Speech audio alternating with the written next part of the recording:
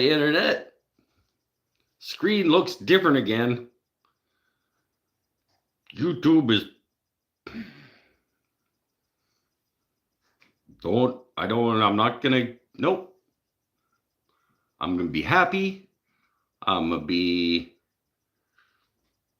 not gonna let YouTube get to me. YouTube doesn't have power over me to control my emotions.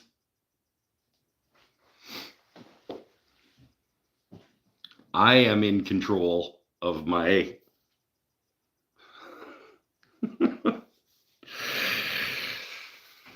Oh.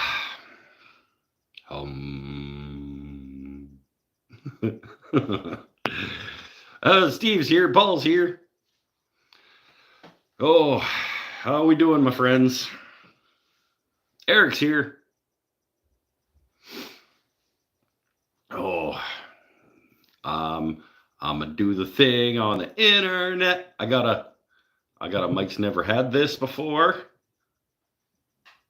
I still haven't remade my sign, but I have one.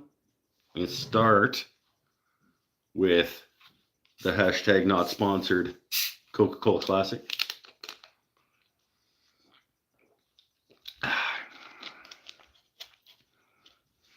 I'm exhausted, but that is not out of the ordinary for a Saturday night. Gretchen just got back from Texas, so I'm guessing you have not fixed your corner cabinet.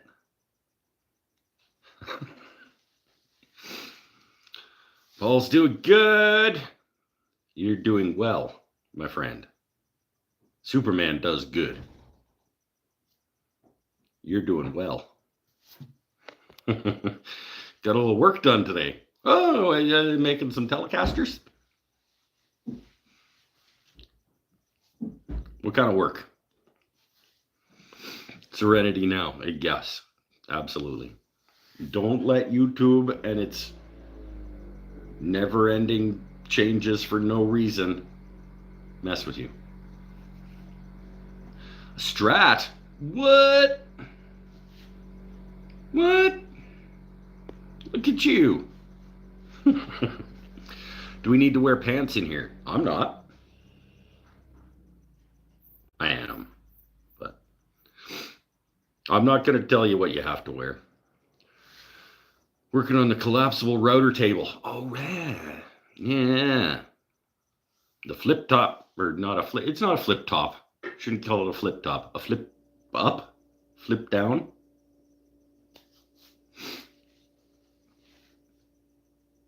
That's a good question. I don't think we clear. Is it a flip down or a flip up?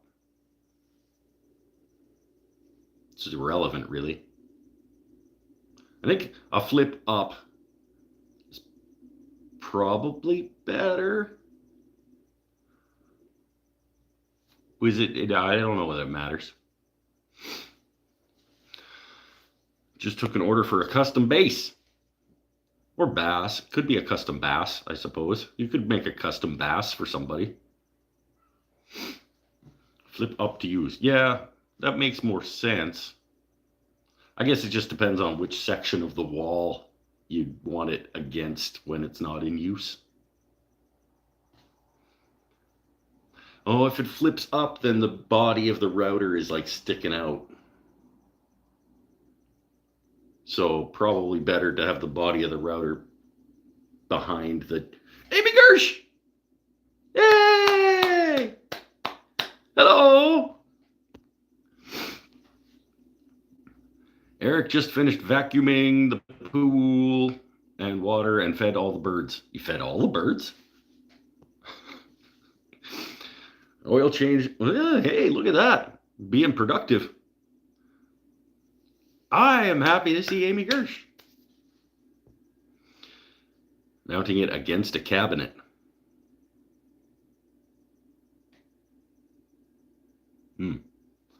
So it's going to flip down and be the doors of a cabinet, maybe? And then it flips up and then there's a cabinet in underneath.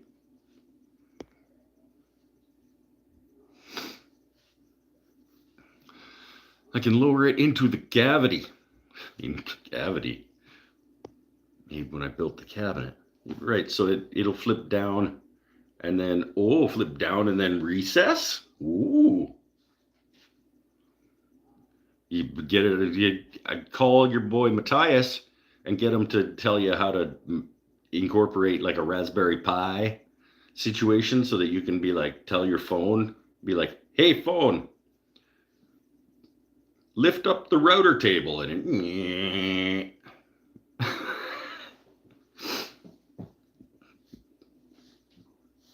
11 a.m. Sunday here in Sydney. It's another one from the future, another Aussie from the future. True Mask. Welcome to the show, my friend. It's a fantastic opera house you have down there in Sydney. I don't know too much about Sydney. Is it bad? The rest of the world knows your city because of your fancy opera house? And that's about it?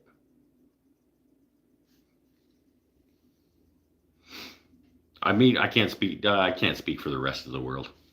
Never mind. Probably lots of people know more things about Sydney than that.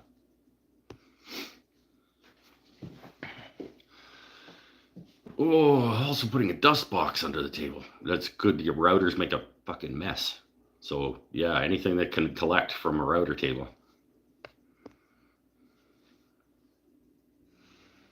Chris Walters, welcome back. It's going okay. Been better, I've been worse. Keep putting one foot in front of the other. Paul has been to both Sydney and Perth. There's on opposite sides. Sydney's on the good side. that I arbitrarily decided. Having been to neither side, I've decided that the east coast of Australia is the good one. Because the west coast of Canada is the good one. So I decided that Australia's east coast is their good one. And also because Jax is on the west coast. And so it's the shit one.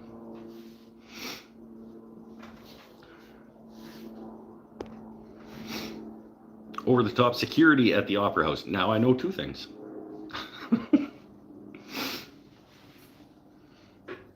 Well, it's your fanciest building, probably. So they want to keep it good.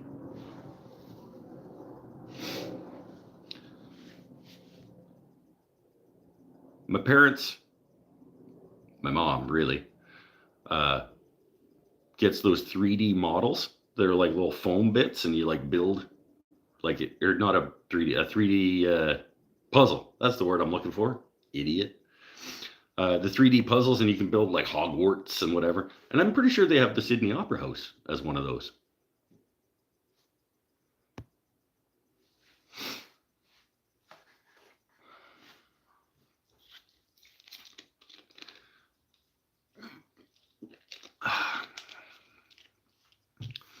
Pakuk is also here. Right on. Not doing anything exciting tonight before anybody gets their hopes up. I don't think you should do that though, because if you've ever been here before, you should not get your hopes up that there's going to be anything exciting. I remember swimmers in Sydney Harbor during the 2000 Olympics.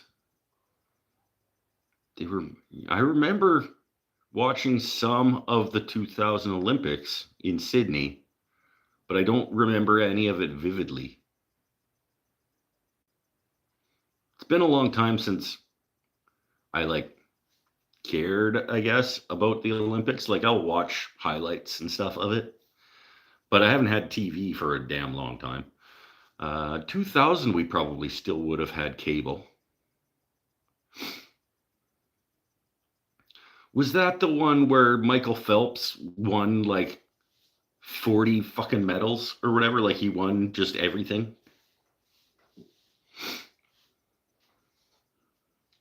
Sean McGill's here. Sean McGill is getting the garage It's starting to get the garage. It looks like it's still got a fair bit of work to do, but it's in progress at least.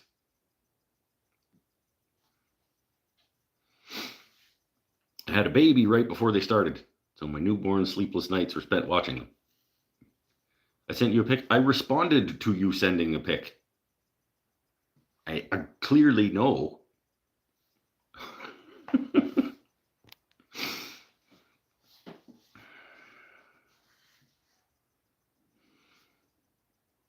The lathe is on the stand. I know. I did not know, however, I did not know that our boy Sean McGill is a Rikon fanboy. Apparently, it's like just blue and white everywhere. Big Rikon all over the place.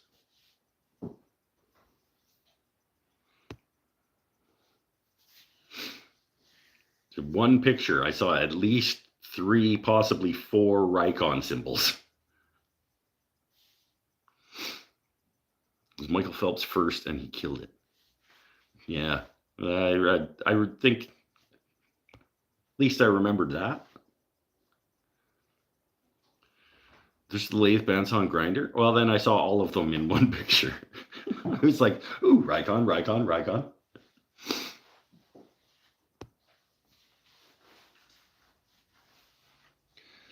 Oh, it's a good economic choice. Rikon is a good it's a good place in the woodworking bracket in terms of the quality you get for the price, I think.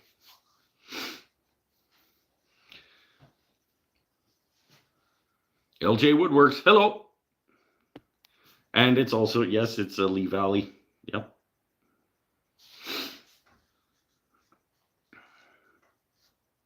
I guess it really is like their primary power tool. But,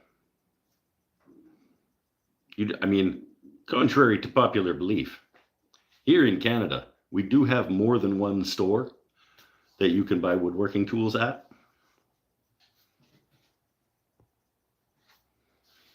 Rikon is a solid brand, Steve. It is. I shouldn't talk. I've got, I guess, 3 also. I've got the bandsaw, the grinder, and the planer.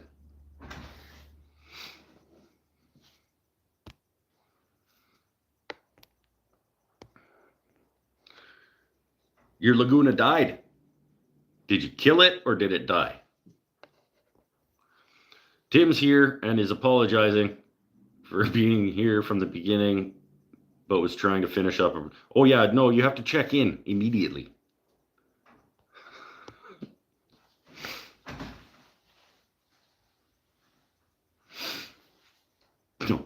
No, you don't. My friend John is probably here and isn't saying anything. Comes in the shop all the time. He's like, I watch, I promise. I just don't type. Like, okay.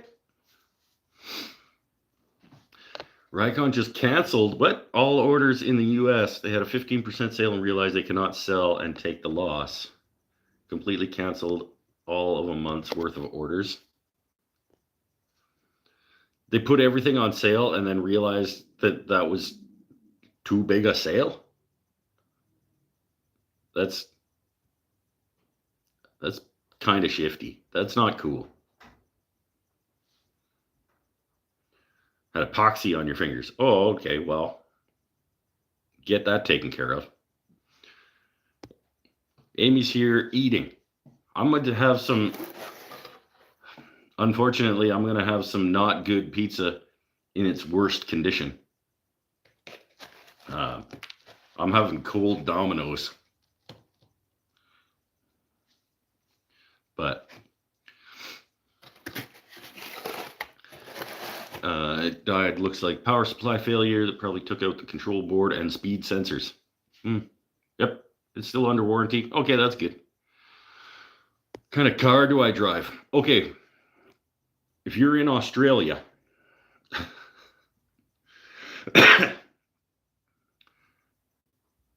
I don't think I've established what you call these. In North America, it's called a pickup truck. But when I say truck, when I told my friend Jax that I drive a truck, he was like, no, but like, what do you drive like for your residential? Like, because in Australia, when you say a truck, it's like talking about a big, like, semi truck. I drive a Nissan Titan.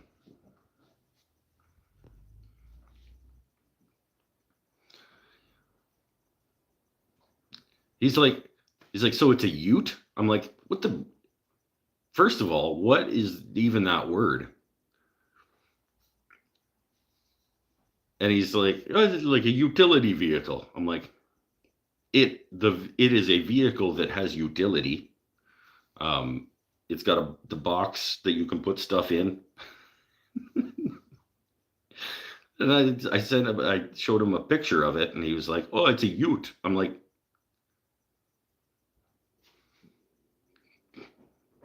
but it's not though, because then he showed me with the utes, and they're more like new age, like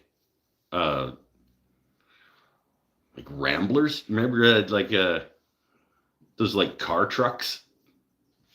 They're like trucks, except they're short. They're like cars with boxes on them. It's weird. You call them utes, but I don't know. He was sending me pictures of utes, and they all looked like not trucks. They looked like cars with boxes, as opposed to like taller things.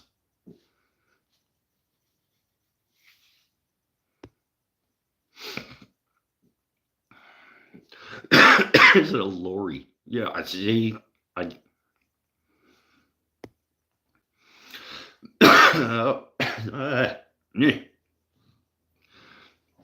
Working doubles because the holidays. Yay, doubles.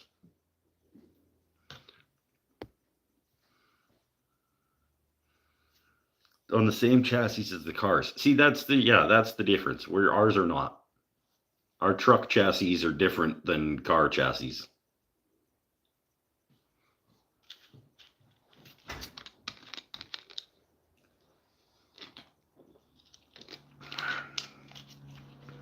Our SUVs, some of our SUVs are on car chassis and some of them are on truck chassis.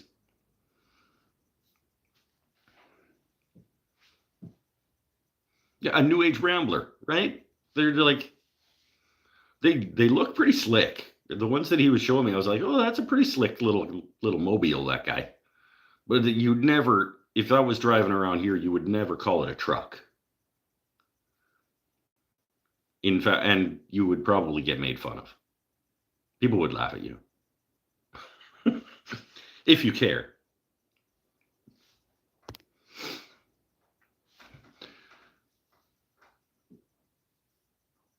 We have utes like yours also. So ute is just an overarching term for anything that has the box like a truck,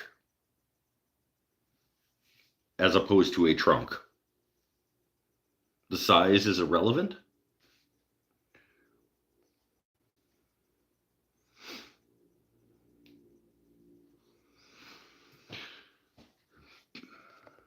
Haven't owned a car in 3 years.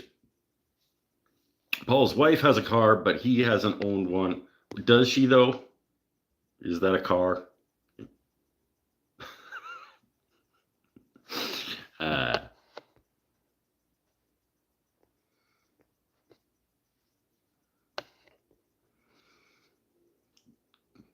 Like an El Camino. That's what it is. It's like an El Camino or Rambler or one of those ones that like, except new. Like they still make, basically it's like an El Camino, except they still make them new. And like Ford and Chevy and whatever their companies are down there.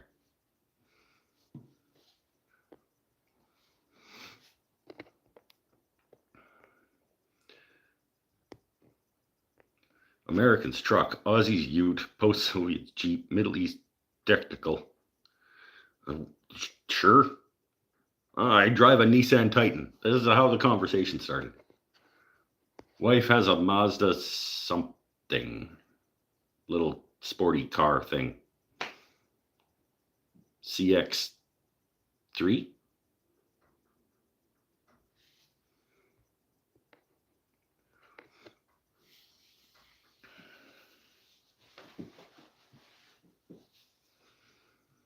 Volvo V70 wagon. Sounds very reliable. That sounds very responsible of you.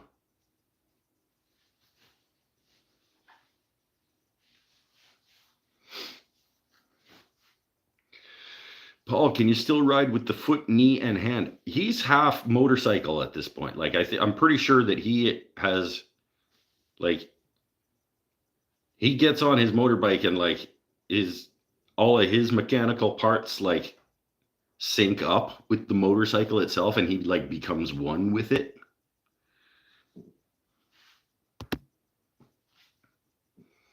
Like some kind of science fiction, like android motherfucker. He gets on and it goes and like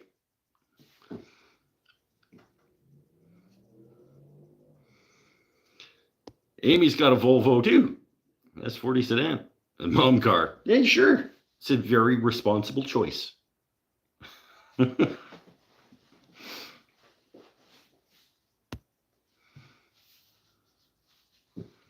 Smoke time? All right. I'm going to have one in a little bit too. I'm not quite ready, but.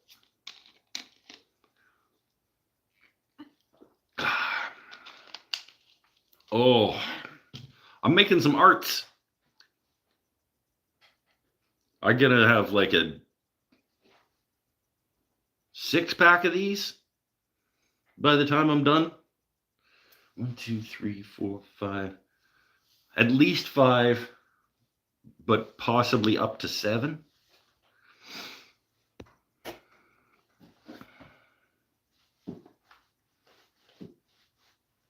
I've totaled a few cars, and now I want all the airbags. I want one in each door, and 2 in the, and 1 coming down from the ceiling, and another one in my seat, and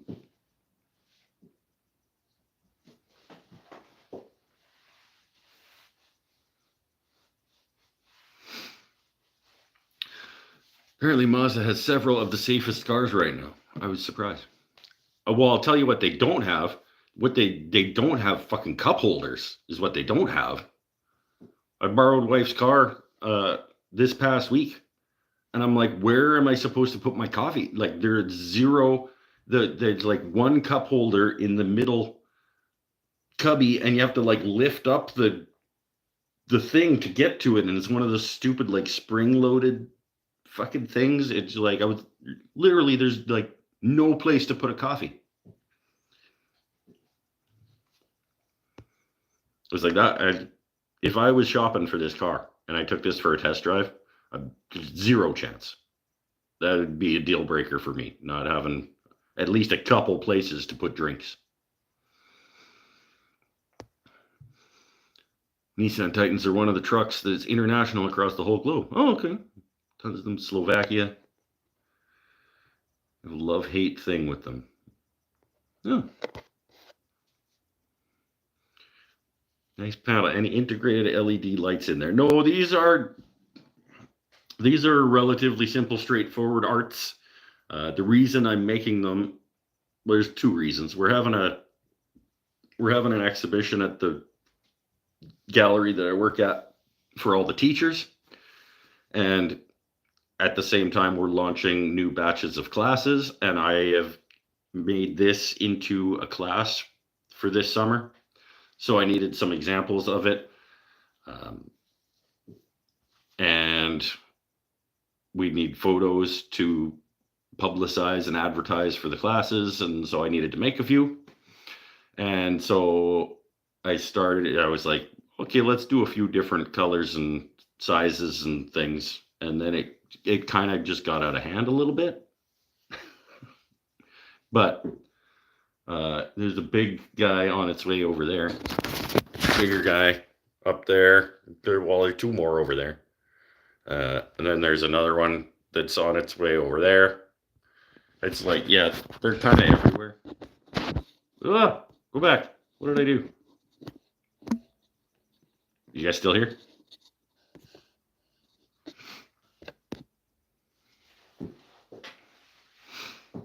Not enough room for cup holders. There is absolutely room for cup holders. They could put cup holders. Don't talk about and tell me, because there's like literally, I was looking, I was like, there should be a cup holder right there. Could have two. You'd have one for the driver, one for the passenger, right there.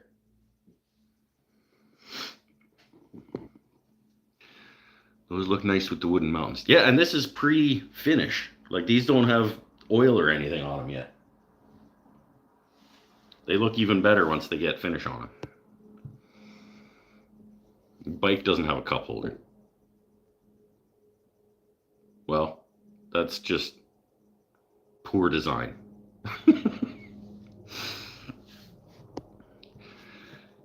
Volvo has 5 cup holders plus 2 more if you open the glove box. The Nissan has 2 in each door, 2 down there, 2 in the middle. So 2, 4, 6, 8 for the front 2 people. Plus the ones in the back. So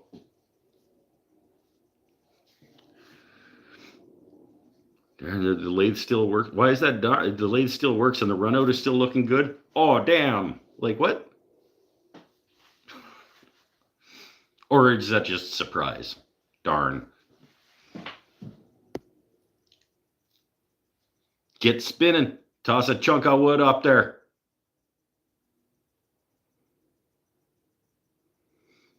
Oh, because it's in good shape still, you don't get to buy a new one? Just pretend. Just no, it got all jostled around in the move. Hon, the movers broke it. Smash it with a big hammer a couple of times.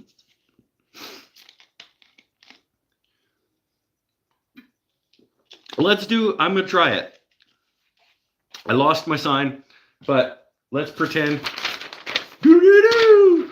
Mike's never had this food before. Okay, so on today's episode, it's not a food, it's a beverage. I don't know. I have no preconceived ideas. This is the Sprite Chill Cherry Lime edition of Sprite Chill. I don't know what makes it chill exactly. Let's see if it says. Like, why is this chili Sprite? Like, why is this Sprite chill and not just Sprite? Like cherry lime Sprite. What makes it chill?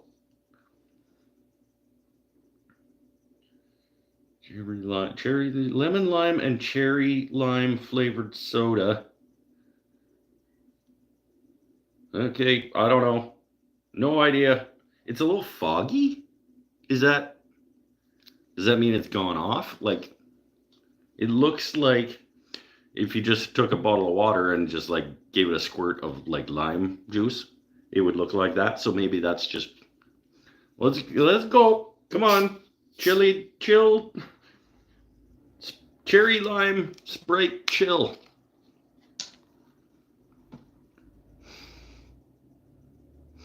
It smells very lime. It's a very, very citrus smell.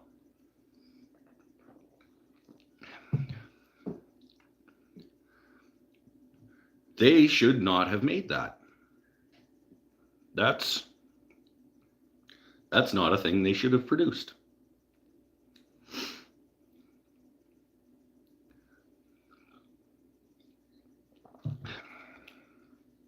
Nope. That is going to be a limited time offer, that one. I'm pretty sure.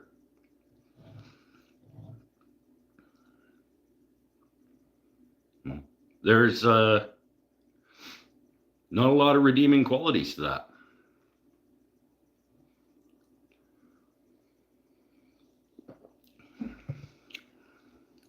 That's not a thing they should have made. I'm gonna put the cap back on it. I like, but it's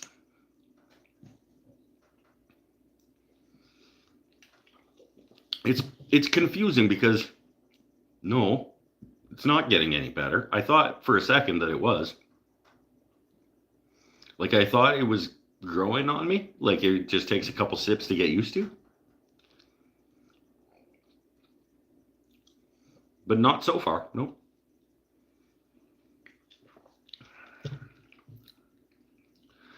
It's just not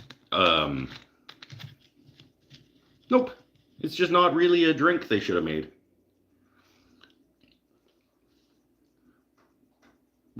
That's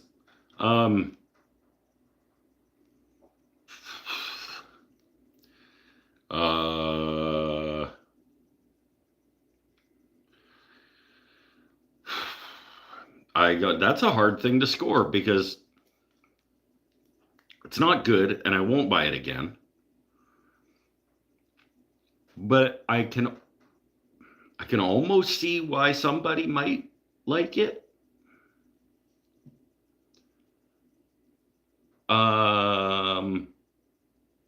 It's not up to the level of meh though. It's a 3.2. A 3.2. They should not have made this. Probably won't stick around. Get it while supplies last if you're interested in trying that guy. If you want the rest of this one, just pop by. You can have it. 3.2. Do not recommend. And that has been this episode of Mike's Never Had This Food Before. 3.2.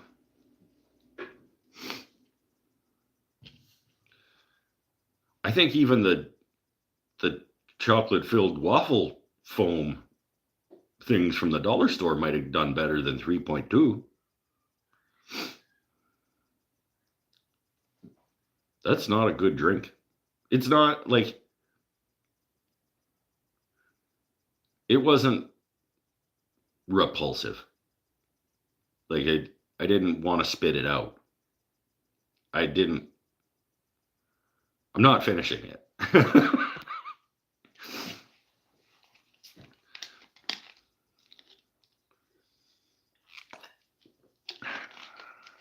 Tastes like wild moose piss.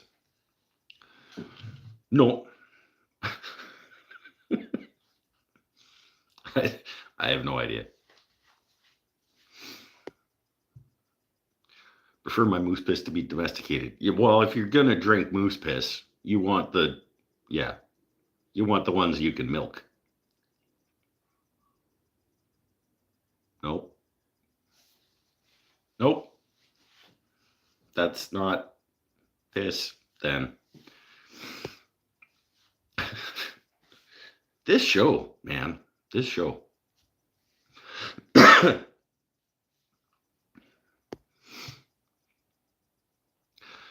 This is my favorite Professor Farnsworth moment. What? Oh, what are we talking about? Talking about Futurama? I missed something. Slurm!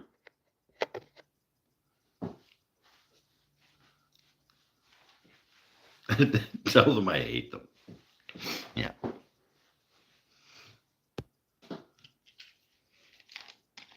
Nick needs a biology lesson. It was funny.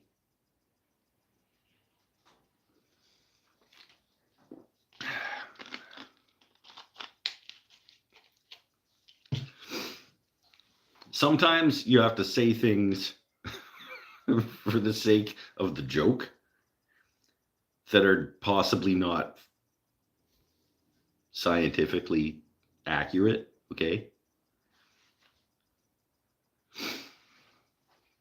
God. I know that that milk is not piss, okay? Things you would never think to say. Things that you would never think you would say. I know that milk is not piss. Is on that list, I think.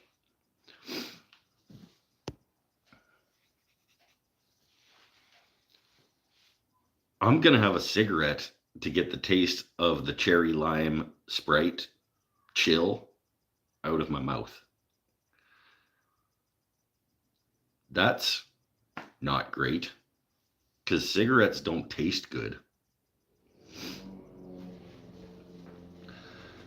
I never thought I would hear those words put together in that way. Those were all words, and they were said in that order. Yep. This is the place. If ever you're gonna hear those words put in that order, it's gonna be right here. Smoke time.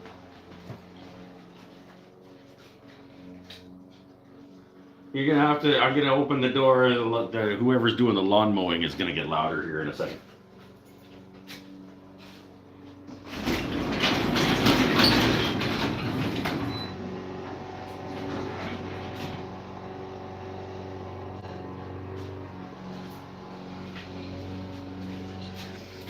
Oh. Get yourself some ginger root to chew on. Does that help? I still have my vapes, and I do substitute them, not often enough, but frequently-esque.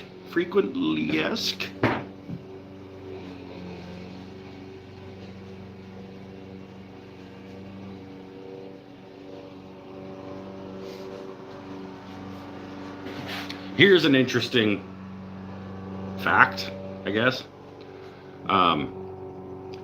The last time I went to the shop, or to the store to buy smokes, and I ordered the same kind of smokes that I always order at the counter, but they gave me regular size instead of king size.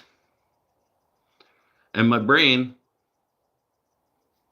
for some reason, was like, that's fine because they're shorter, there's less cigarette there, so that might help you smoke less if you get the regular ones instead of the extra longs.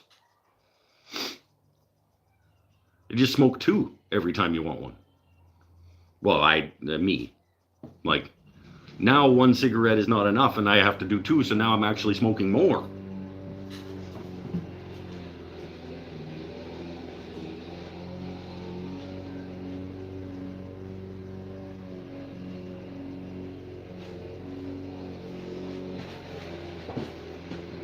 Should have said, no, I asked for the king size, please. But instead, I was like, maybe this, I'll smoke less. Poor decision.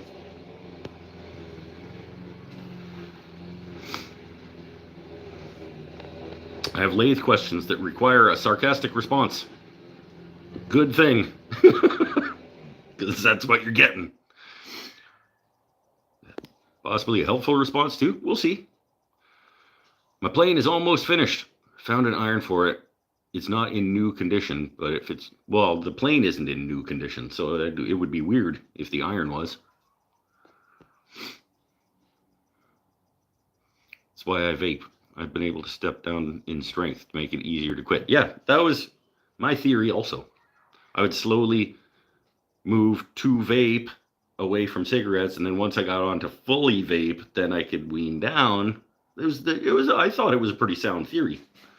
But so far it's been like a couple of years. No, maybe not quite.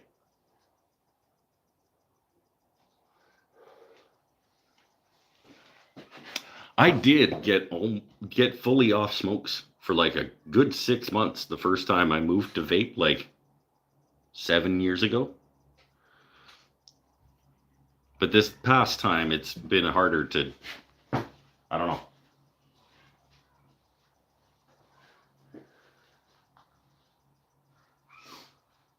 It hasn't clicked quite as well as it did the first time, this current time. Oh, we're 40 minutes in and I just realized I was still on Talk Chat or whatever.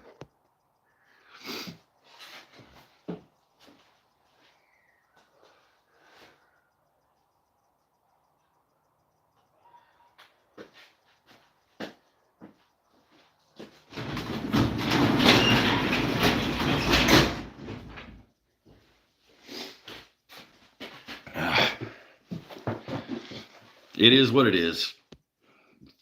One vice at a time. It's taken years to get down to 6 milligrams. I'm on 20. Can't go to 3, it's too weak. Thankful 6 is less nicotine than 1 cigarette. So I tell myself I'm winning. You tell yourself you're winning anytime you want. If you think you're winning, I think you're winning. This has a series of further questions. Oh, good. How do you avoid jamming drive centers in taper? Just avoid cranking, hammer the spurs before putting on the lathe, and that's it? Clarification required. How do you avoid jamming drive centers in tapers? Oh, so that they come out nice and they don't get all stuck.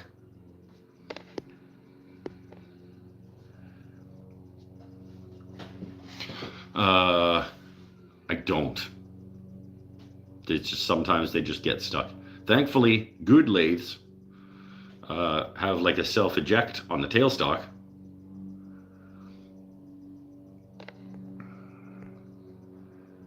Drive centers. Most lathes come with like a pop-out bar specifically for that reason. Like, are you talking like it gets jammed so hard that even with the little pop-out bar thing, it's not coming? Because I've not experienced that.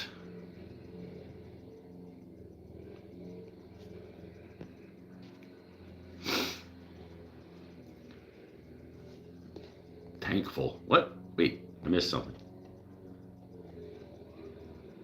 Oh, tankful of 6 mil. Okay. Ordered some blades from Lee Valley. It should be here next week.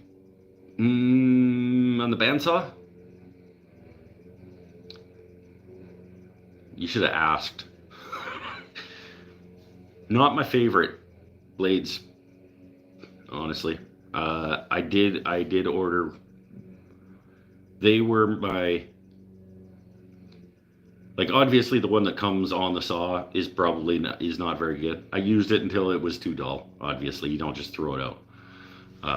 And I did replace them with the Rikon ones from Lee Valley for a bit, but I wouldn't go back to them.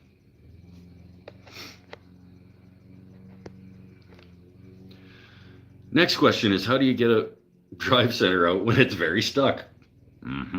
I don't have an answer because I've not experienced that. Use an SDS drill with a hammer set. Full strength whaling with a 4-pound dested blow. I think you just have to buy a new lathe now. I'm pretty sure. That one's in there. You sell it on Marketplace. You put that money towards a new lathe. You tell the guy, you tell whoever buys it, this doesn't come out priced as such.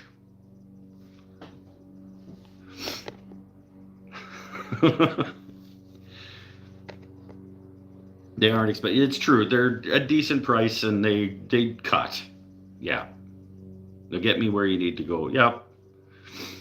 Yeah. Colwyn Way got that question in one of his lives. He said to run your finger along the Morse taper and you may feel a ridge. Recommended replacing the drive center. Yeah, but he can't get it out. So he's not going to be able to find the culprit, as it were.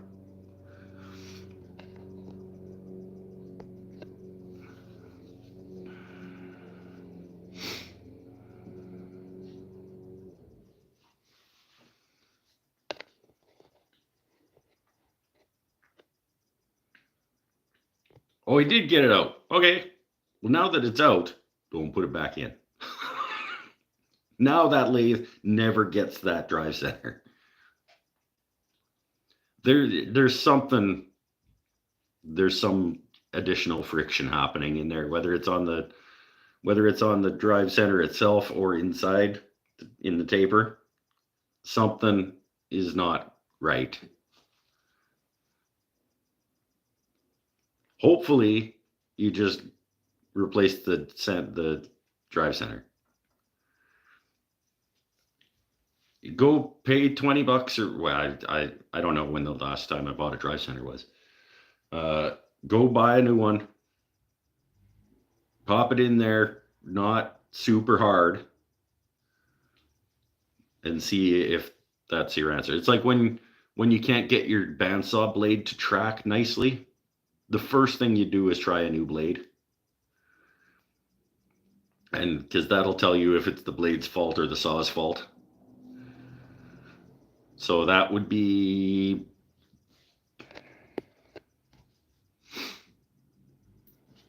I mean, that's it. That's all I got.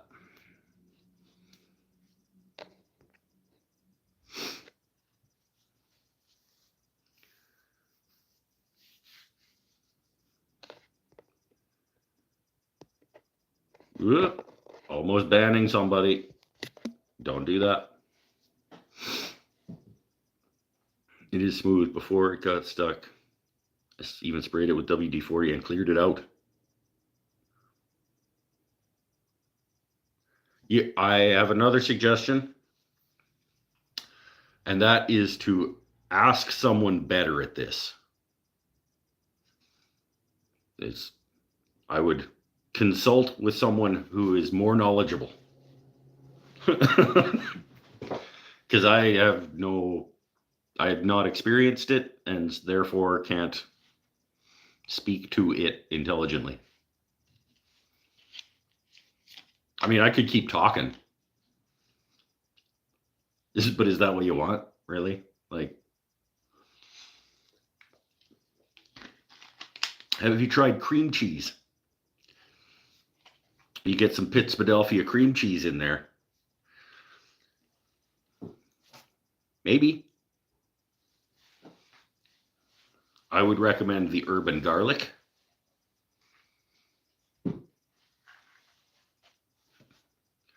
Because everybody knows that is the best of the Pittsburgh cream cheeses.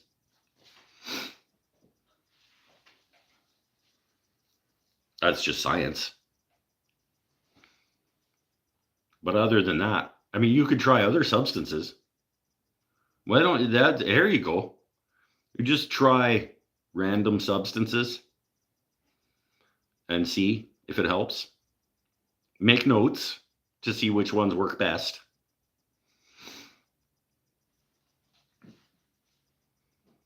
So that you don't forget which ones don't work well.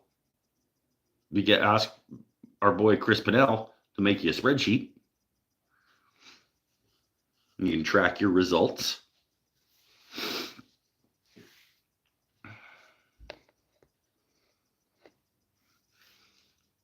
Brian's here. I looked at the Jet OEM replacement 4-spur drive centers with shipping is $50. That's too much. Would you ever buy that or just go with another option? I don't think I would buy that. What's a one-way worth? Go with a lathe company. What's a one-way or a Vic Mark? If it's like about the same price, go with a lathe company.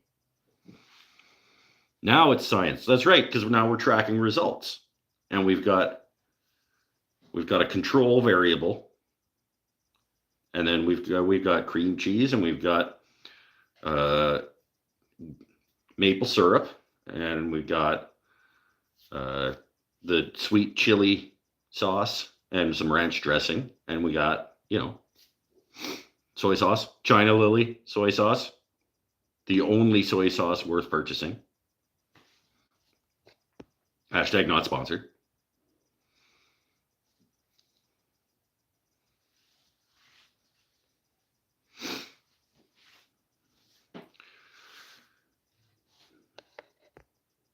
Don't use WD-40. It's not a lubricant and can cause friction. Use PB Blaster. Peanut butter, also a choice.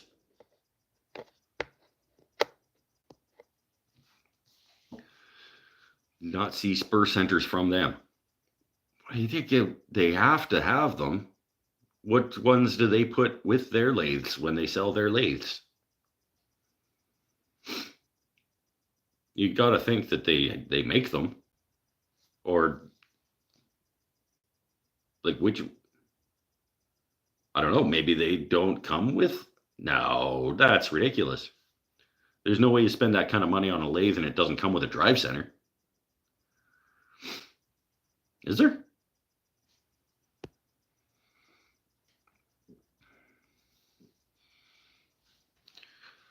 Wood turning store sells Axminster for $30. Okay, there's a choice.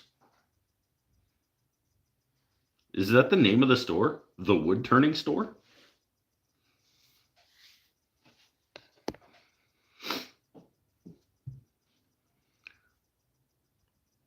Brian says it was like 65 degrees here. That's just nonsense. That, like, use real terms. 65, that's like, let's see if I can get it. 65 is like, I want to say 18 degrees. Am I close? It's a total guess. Well, it's not a total guess.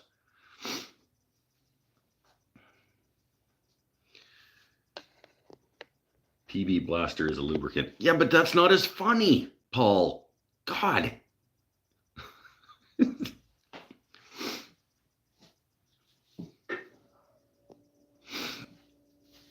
A larger scale is more accurate.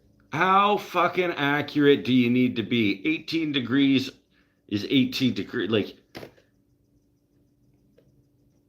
you would tell the difference between a Fahrenheit degree? Like, if it's 67, you go outside. If somebody tells you it's 67 degrees, can you go outside and be like, no, it is 68 degrees? No.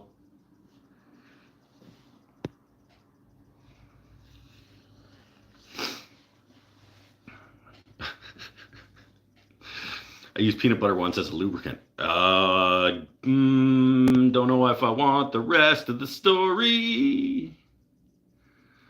Found out later I shouldn't have used extra crunchy. Didn't want the rest of the story. 18.3. Look at me.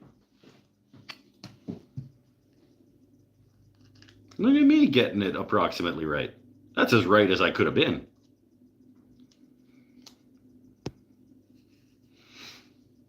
Don't get Mike's beard all tied up in a bunch. I will shake my fists in the air.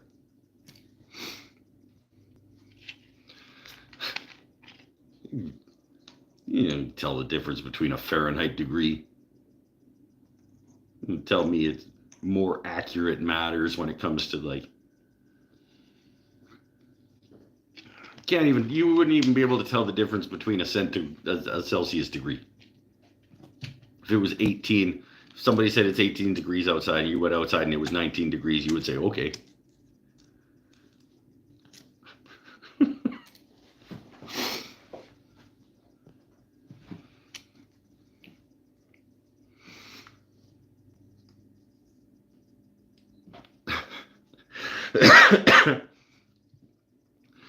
Maybe I try the one-way big bite. Hey, that sounds like a good guy. Hey, that sounds good.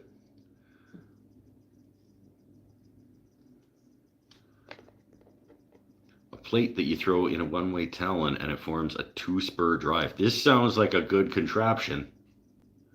A little heavier if you got to put it in a chuck. It's putting more strain on your motor to spin a chuck with a drive in it. But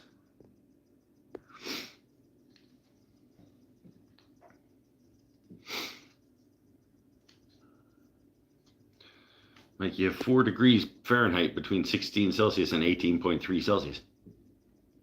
I know. Like I just round everything anyhow. Like just I don't need to know if it's 15 or 18 or whatever degrees. It's like that's lukewarm. Everything like it's there's cold, well there's really cold, and then there's cold, and then there's cool, and then there's meh, and then there's warm, and then there's hot. Like if it's in one of those ranges, like if it's 4 degrees out, that's pretty cool. If it's -9, that's cold. If it's -40, that's really cold. Like there's brackets. Right now it's cool. It's definitely it's getting close to meh. It's right at the border between cool and meh.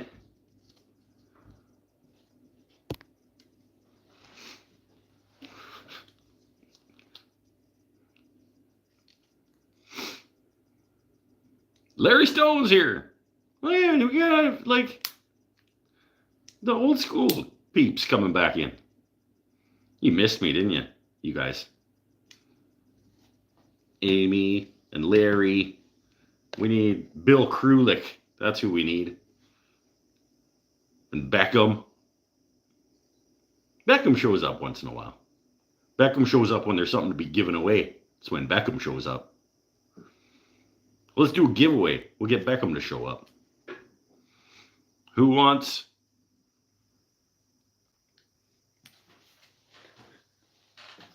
this piece of Western red cedar cut into a triangle?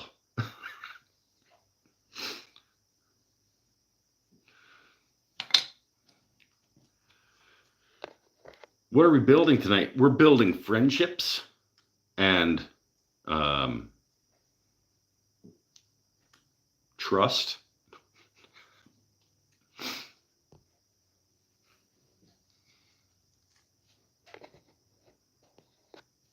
Fucking Pinnell. The Celsius scale has 100 degrees between water boiling and freezing. These are facts. Fahrenheit has 180 degrees. That you're just saying facts. Like, I know. -40 Celsius equals -40 Fahrenheit, yes.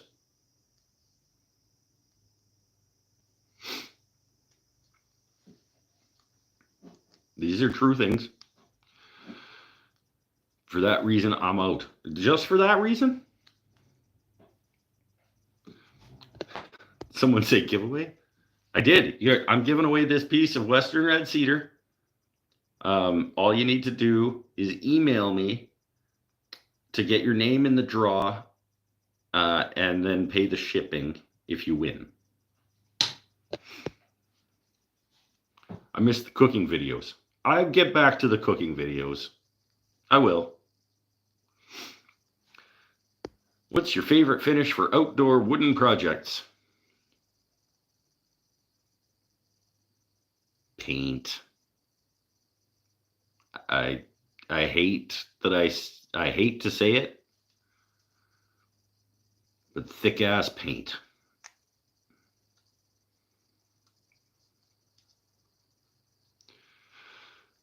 Ugh, I hate to say that, but any finish you put on outside wooden things is going to fail. over time, and paint is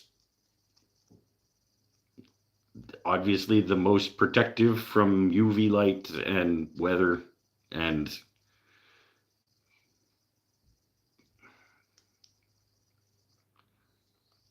yeah, sucks, but paint is the best outdoor finish. Like spar urethanes are okay, but they're just thick and gloopy and they're a pain in the ass. And refinishing things that you do thick, gloopy outdoor finishes on is an even bigger pain in the ass.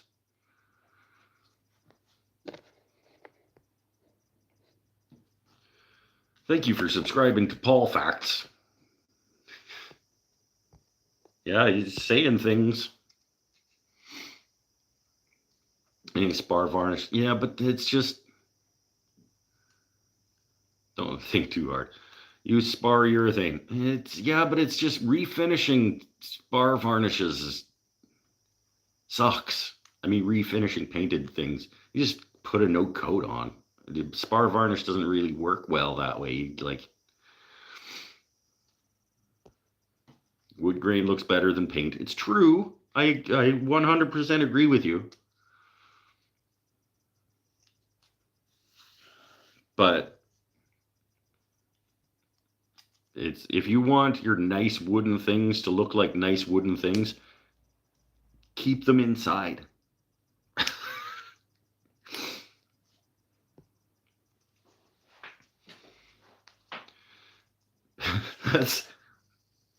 That sounds bad, but those are my thoughts. Right now, those are my thoughts.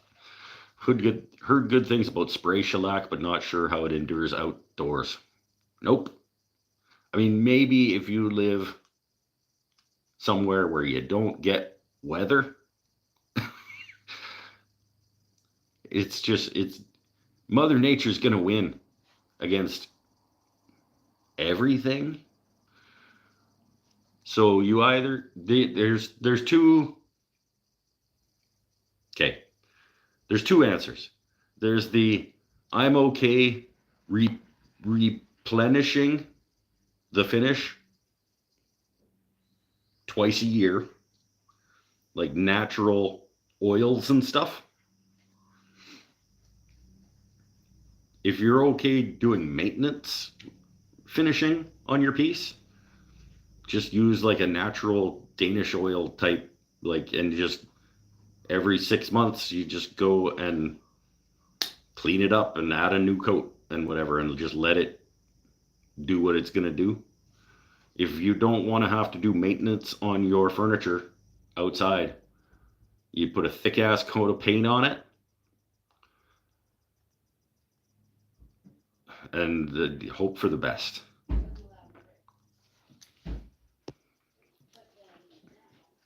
As long as the outdoors is indoors, it's fine. It's a good point. Yeah. Yeah. If the outdoors is indoors, or if you can keep all of the weather and sun off of it while it's outdoors, or you could make it out of metal and paint it to look like wood. Oh, okay.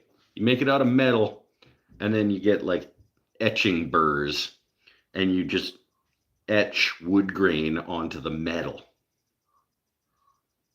Huh? Here we go.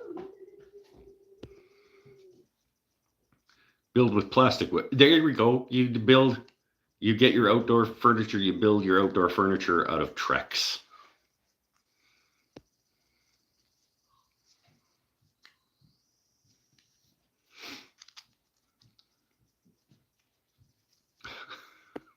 There you go. That's an answer.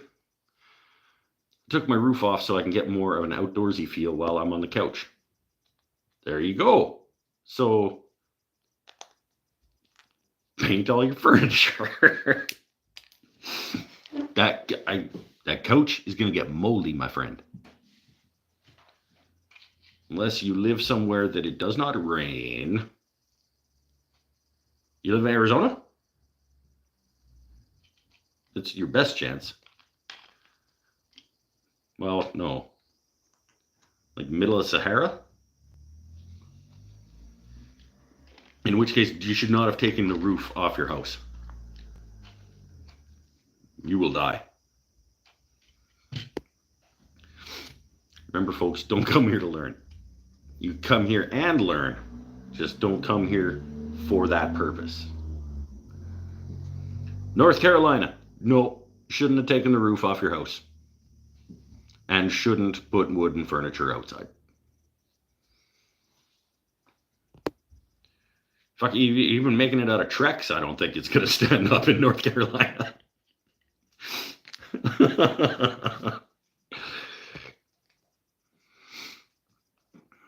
The by the yard patio furniture is going to outlast anything else and is sort of worth the high price. I think it is anyway. You think it is? I don't know this. I think it's worth the price. You buy it and you let us know in a decade whether or not it was a good buy.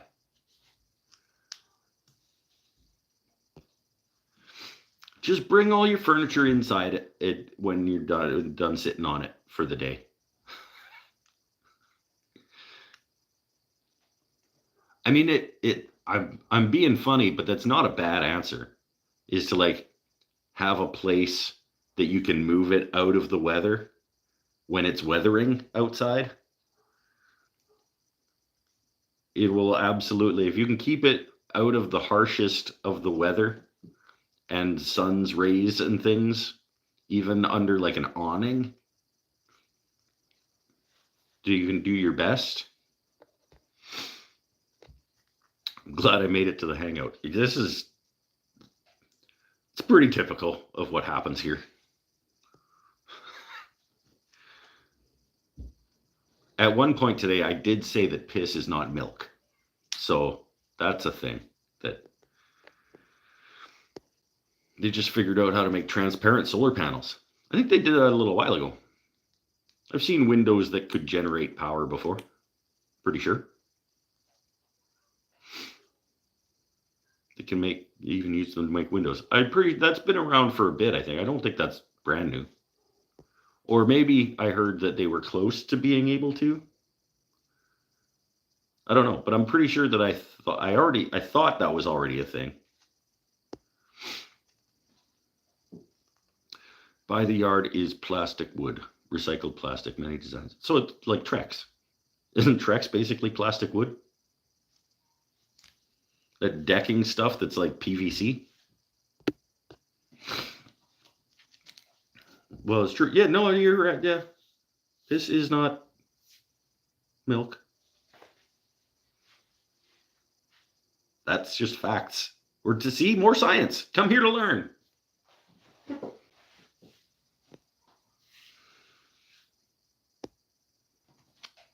That's why Sean McGill comes here, for the learning.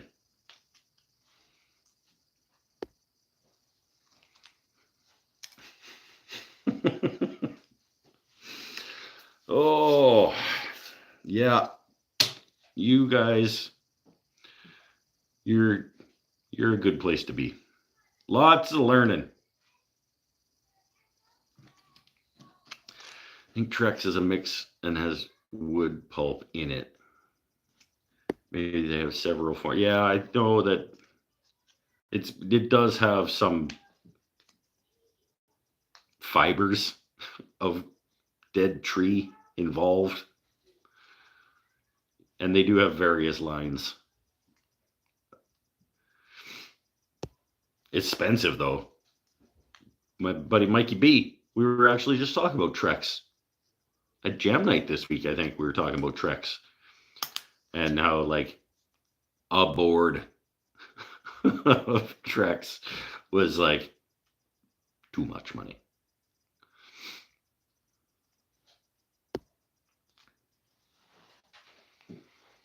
Could do like thermally modified, or chemically modified woods. You could build your outdoor furniture out of like thermo ash.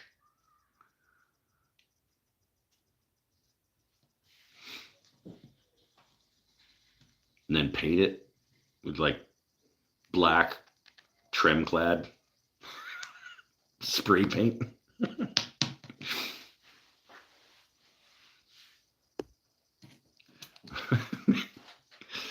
Just like the T-Rex decking. It's made out of dinosaurs. It's not. Make your outdoor furniture out of metal. See, that was what I said. Make it out of metal and just get one of those little engraver pens and just draw wood grain on it. That actually might look super cool, especially if it was like powder coated metal and then you engraved through it, and then in the rust in the grain lines. That could look cool. Now I kind of want to do that. But I don't like working with metal. Metal is cold and soulless, and wood is warm and soulful. Besides woodworking, what are some of your other hobbies? I don't have enough time to do. I was actually just talking about this the other day too, about how I like refuse to try. I'm at the point in my life where I've gotten to. I'm starting to refuse to try new things that I think I might enjoy because I already don't have enough time to do the things I know that I like to do. So if I find new things that I enjoy, then more of the things I know I like have to go away. I make some art, I paint, I draw a little bit, I write poetry and prose. I dabble in photography. I play some music with my buddies and sometimes by myself. I like golfing more than I probably should. Yeah, I have various other things that I like to do. I drink Sprite Chill as a hobby. It's like an extreme sport. Watch me get all the way through this cherry lime Sprite Chill, everybody.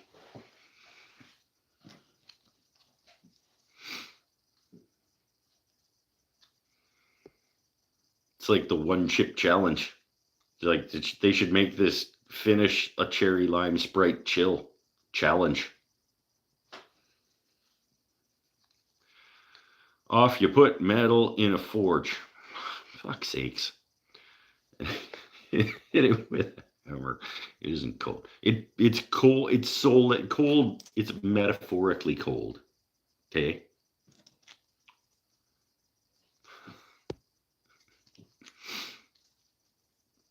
If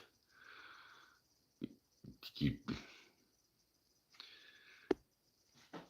think music is his next biggest hobby, probably that I would say that's probably accurate. The thing I do for fun, the second most often behind woodworking, is music. Have you tried the Blackberry Coke? No, I haven't. I don't think I've seen it. I tried the Oreo Coke. It's better than Sprite Chill, but it doesn't have enough Oreo-ness to justify its title.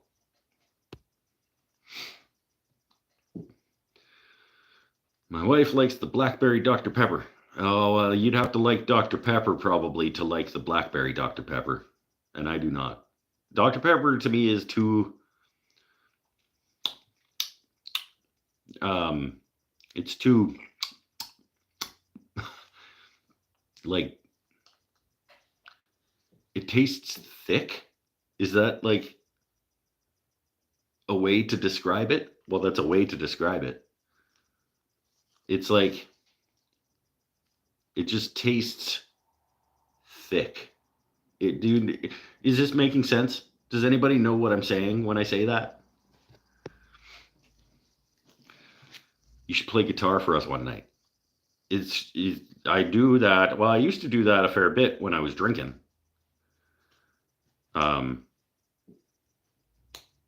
Maybe.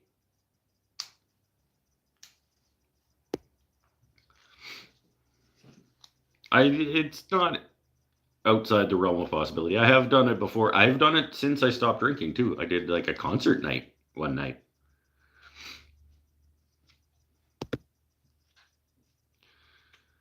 When he does that, it's standing alone room only. You're the only one who hates it. Wait, no, that's not at all true. You're the only one who like announces that he's leaving. Dr. Pepper tastes like cough medicine. That's what I mean about I don't think it tastes like cough medicine, but it tastes like the thickness of cough medicine. It's like just too, I don't know how to explain it. It is a little bit too sweet, but that's not what I mean.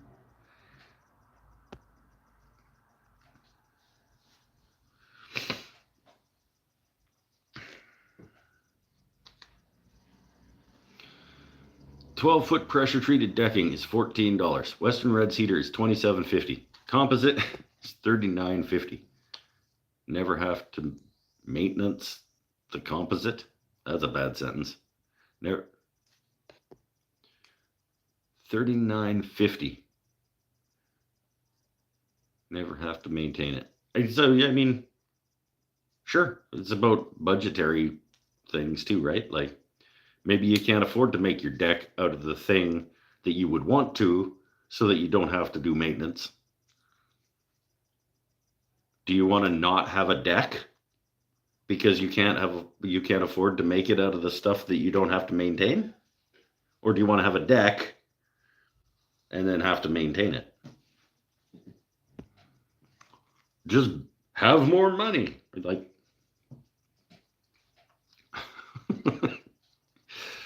it's your own fault. You just pull yourself up by your bootstraps and make some more money so you can buy the proper stuff to make your deck out of. Idiot.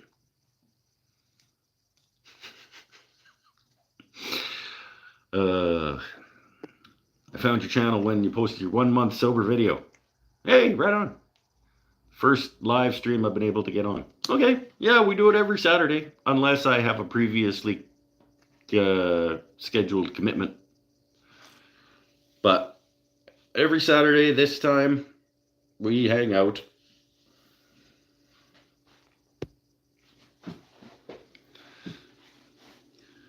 My Patreon peeps this week speaking of making music, I posted in Patreon this week my one of the songs that we played at Jam Night this past week. I set my phone up and did a little video. It sounded remarkably better than I thought it was going to, just like with the microphone on the phone, like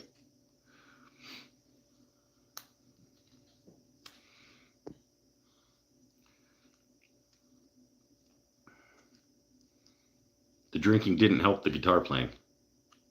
It helped the desire to.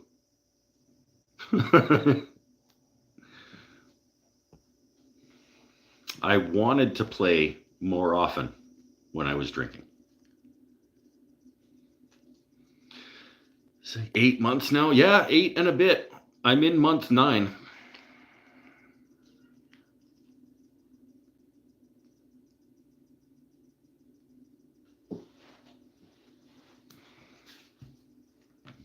Yes, you kept hitting your face on the mic. I think I hit my face on the mic once. And it's because it was just right there. And that was where my face wanted to be right then.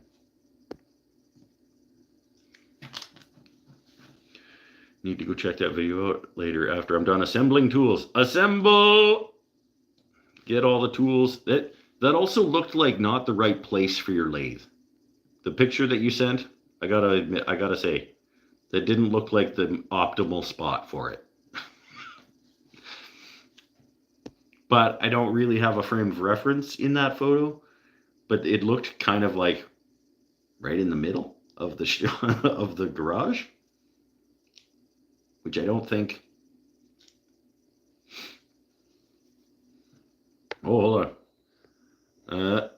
What did you repurpose your liquor cabinet as? It is.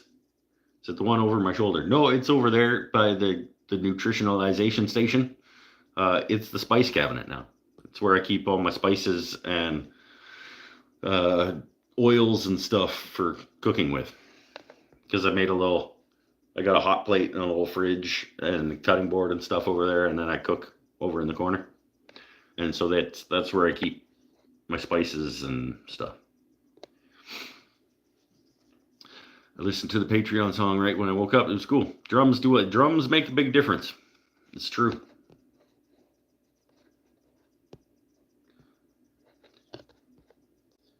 The only way the drinking helped the guitar playing was when the drinking happened on this end. It's just, you're not wrong. I was not as good, but I wanted to play more often. You do look like you slimmed down a bit since you stopped drinking. I don't know. I don't do scales. I believe you though. I see, but I don't know because, like, yeah, beer for sure isn't good for weight. But like, if you replace it with Coca-Cola Classic, really, I don't know that.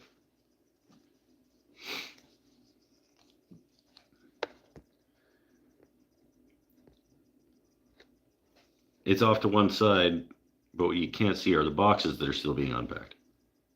Okay. I mean, I trust that you're going to get it all organized. It just seemed very sort of central, and I was like, not sure that's the optimal use of the space. There's a playing vid from 5 months ago under the videos on my channel. Yeah, there was a live concert.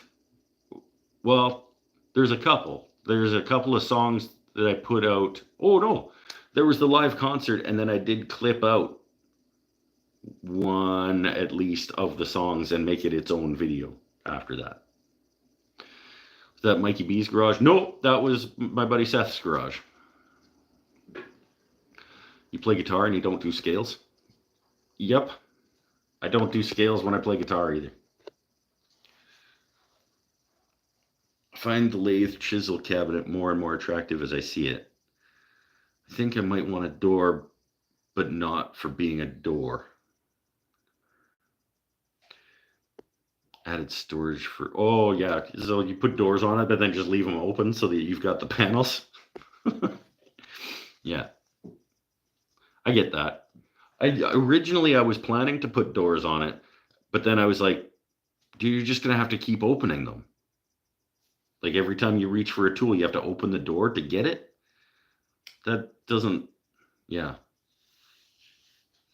So then I just left them off, and I was like, I can add doors later if I want to. And I've never wanted to.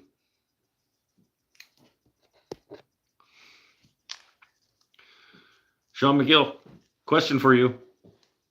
How big is your new shop? I think he's in a 2-car garage, but I think he only gets to have part of it. I think I remember him saying that it was a 2-car garage, but he only gets half for woodworking.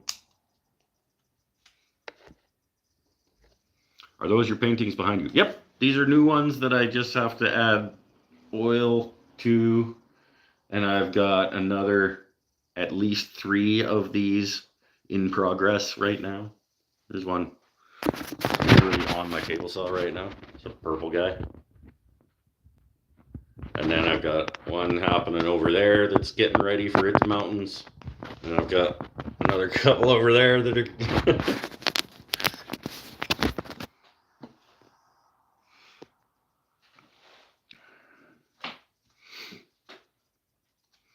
Looks nice with outdoors. Makes it a tilt. Yeah, basically.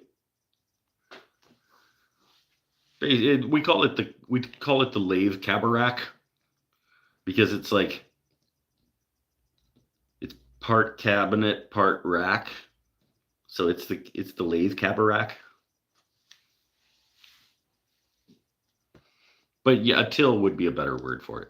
But it's a till, but it's got drawers. So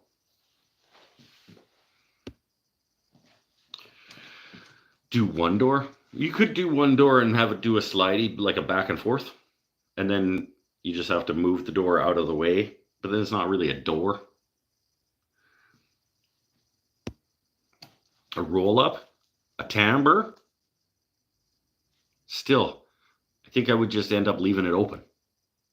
So I don't really know why you would do that.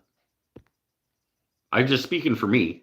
Like, I don't have any desire to have doors on it because I would just leave them open. And then they would just be in front of other parts of the wall.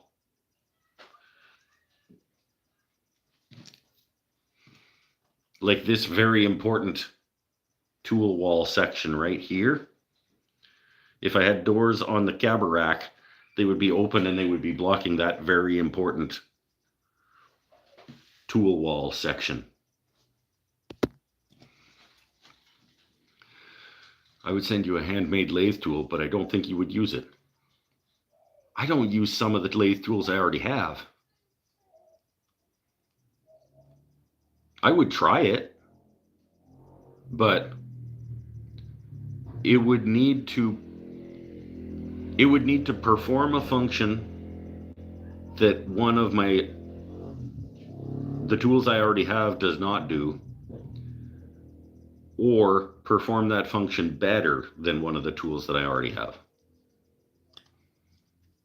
And I would need to want to perform that function. So if those criterion are met,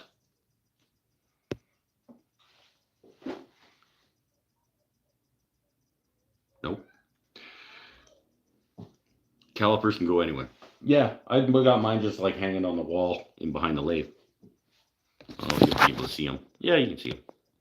They're just hanging up on the wall.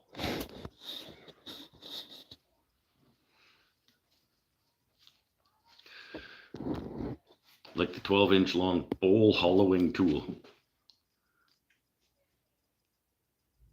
Why would I have a 12-inch long bowl?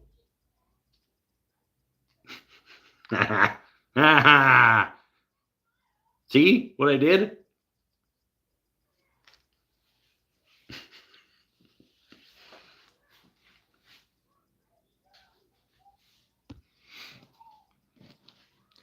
Curious why you have to cook in your shop. I don't have to.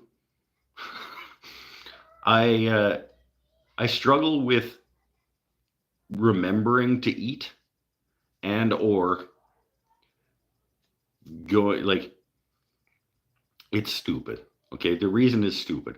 My kitchen is all the way up there in my house, and I struggle either remembering to eat, or when I remember to eat, I don't want to go all the way up there, so I just don't. So my thought when I was doing a shop rework, my thought was like, if I put a place to cook right over there in my shop, maybe I will eat more often / better. And it has made a difference. I think it has been a positive change. I don't use it as much as I was hoping that I would use it when I came up with the idea. But I do not never eat because that's there.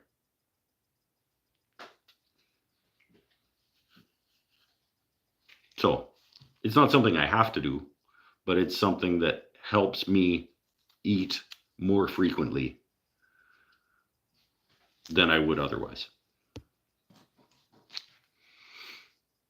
Like literally there were literally times where like my kitchen was inside the house and then around the corner and up the stairs or whatever. So I would just like walk out the garage door and I would drive and get a burger.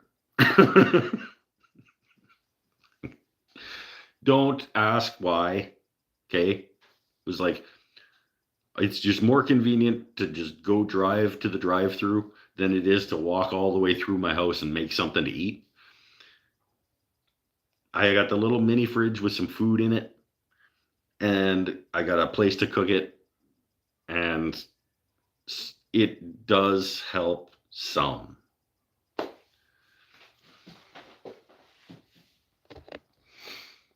Have you seen his cooking videos? That will tell you why he's not allowed in the house. That's just lies. That's just Pinnell just being a dick.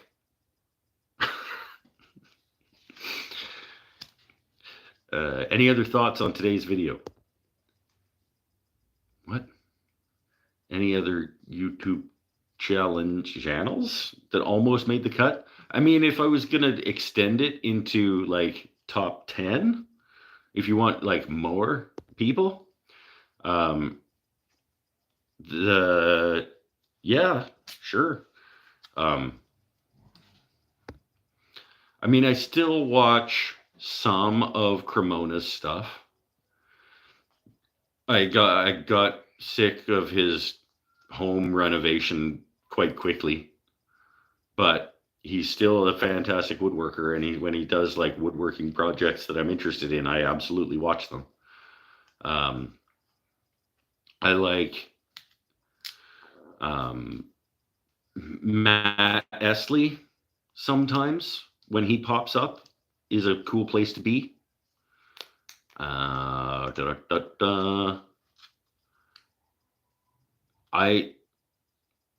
Another non-woodworking related one that I will admit, another guilty pleasure one that I watch when it's somebody that I like. I don't watch all of them, but when it's somebody I like, I do watch the eating the hot wings interviews. I think that guy has a good team of researchers, and he asks interesting questions that people really appreciate, and they eat spicy wings while they're doing it. So I do watch, but like I said, I don't watch people that I don't know or care about at all.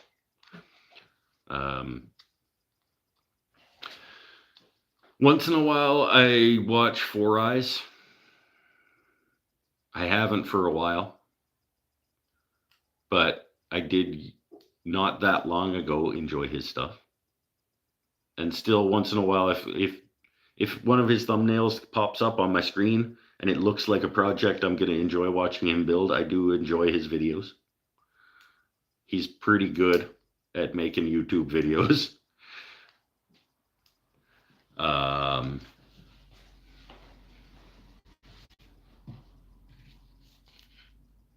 Who else? I watch Carl Jacobson pretty regularly.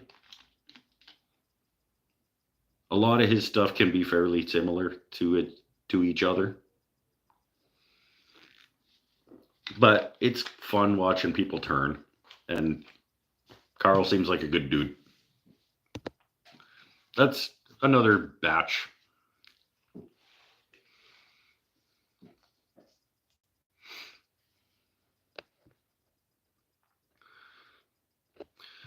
The one out of the 12-inch line, 12-inch long hex key hollowing tool. Oh, the one with the crook, the hex key crook. Yeah, you can send me one of those. Because I have the number 1 hollower. I have the straight. I don't have the crook. So that would perform a function that I don't currently have. For me, it was always the cooking part, not the walk to the cooking area. No, it's never the cooking part for me. It's usually the I don't feel like cleaning up after I cook. I don't even really mind the walking to the cooking part.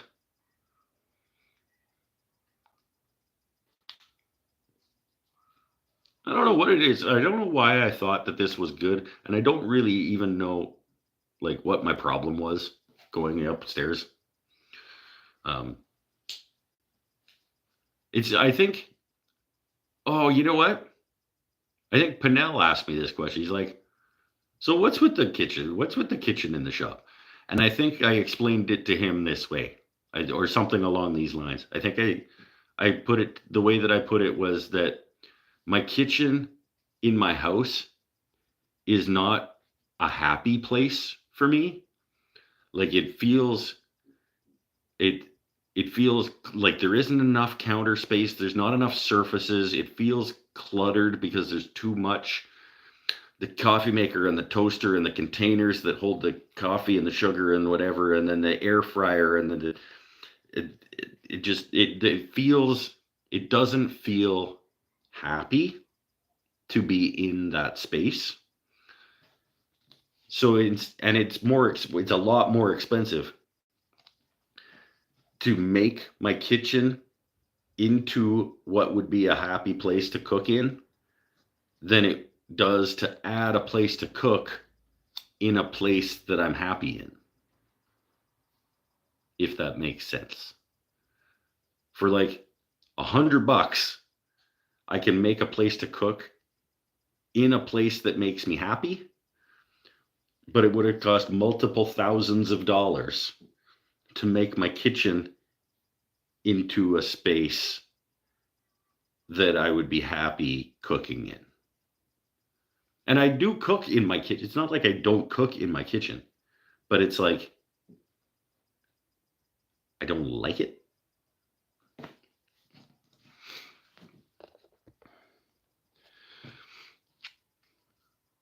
Not enough space so you cook on a hot plate. It's not the cooking space that's the problem. It's the counter space and the clutteredness of it. It's just the energy of the room doesn't make me want to be in it. I like his approach, the way he does the videos, and who are we talking about? I watch Aging Wheels and his woodworking channel, Underdone. Huh. Okay. You should say that on that video that I released today, because I do want to, like, if people are giving me recommendations in the comment section there, and it sounds like something I want to check out, I am going to. I'm not going to remember it if you say it in here, though. An uncomfortable kitchen is something to be avoided. Yes. Hence my still broken corner cabinet. Told you how to fix that, though. You go to the Renaissance Armory store. I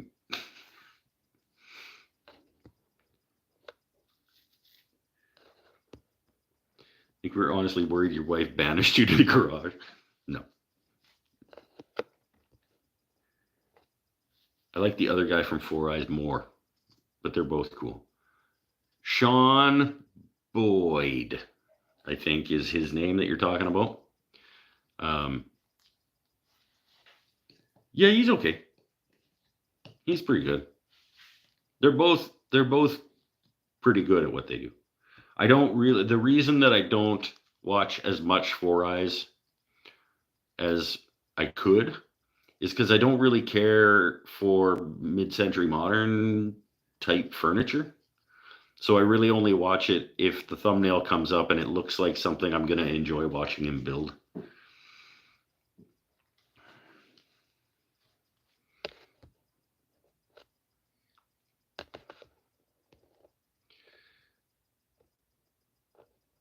Happiness and blessings from Montana. Fucking Montana.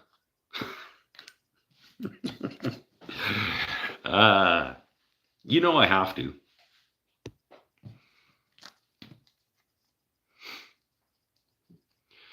Plotting the perfect joke on my husband and son. I might just rehang it and glue it shut. And you can't use it either, though. Like, it is funny, but it still makes it unusable. At least with just not a door on it, you can still use it as a cubby. I do like where your head's at, though, because that is funny.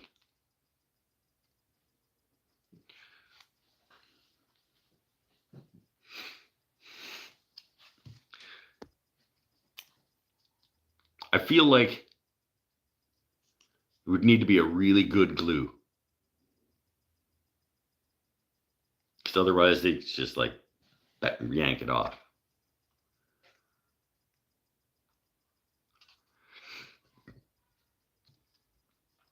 $85 in North Carolina today. That's 18, isn't it? Wasn't it already? Didn't we already do 85 degrees? Did we do 65 degrees? Yeah, no, 85 degrees is more than that. 85 degrees is more like, it doesn't matter. It's warm. That falls into the warm category.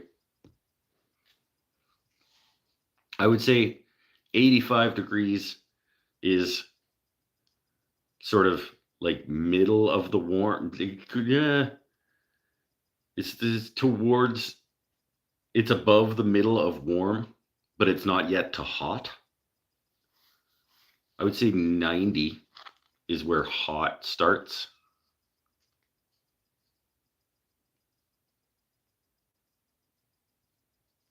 Yeah, that's probably accurate. Warm is like 70 to 90. Meh is like 50 to 70. Cool is 37 to 50. I don't know. I'll draw it out for you guys in a chart.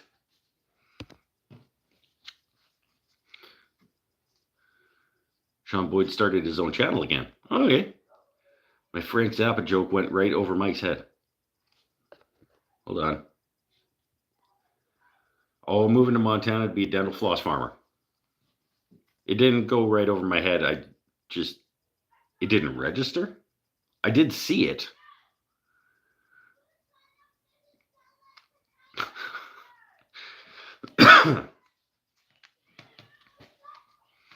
Mid-autumn and 30 degrees. See, these Australians use the right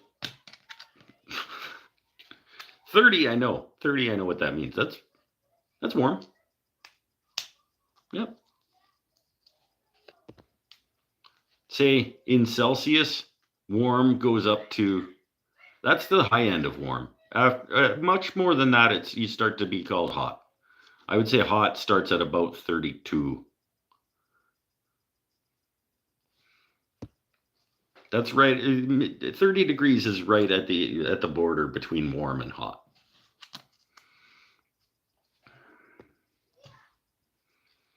I'd say 30 with a breeze is different than 30 with dead, like muggy air.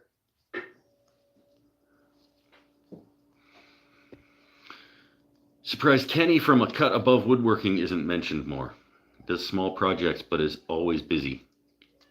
I have never mentioned him because I've never heard of him. I'm surprised Mike from Mike's Wooden Things and Stuff is not mentioned more. It's funny. I once in a while I pop on Reddit, and I'm part of the woodworking subreddit or whatever.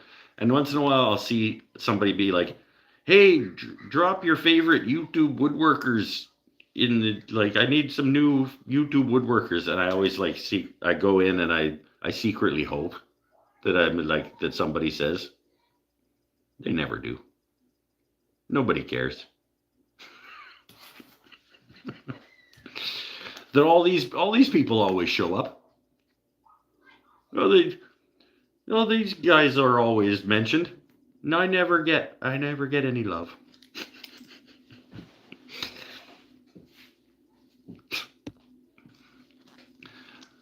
Gets to 45 and so 45 is definitely in the hot range. We hit about that this past summer and I didn't enjoy it. 45 is not a good temperature.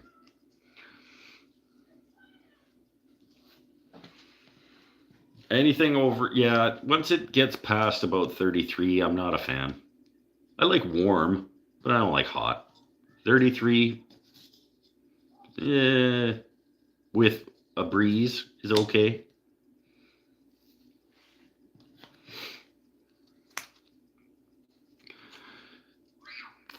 Timber Designs is a good channel. You guys, you got to put them on that in the comment section of the video I actually released today, so that I have a reference place for them. I will never remember if you put them here. 33.2 in my shed today. That's, yeah, it's right on the edge of hot. That's about where hot starts, I would say.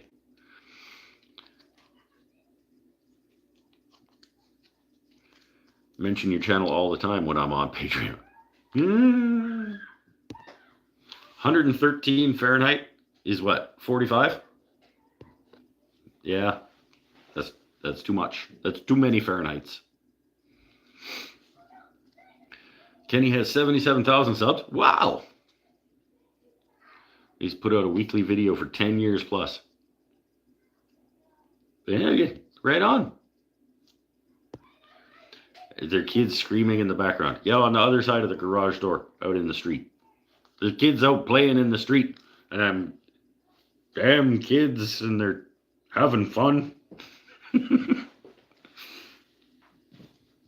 Go inside and play video games.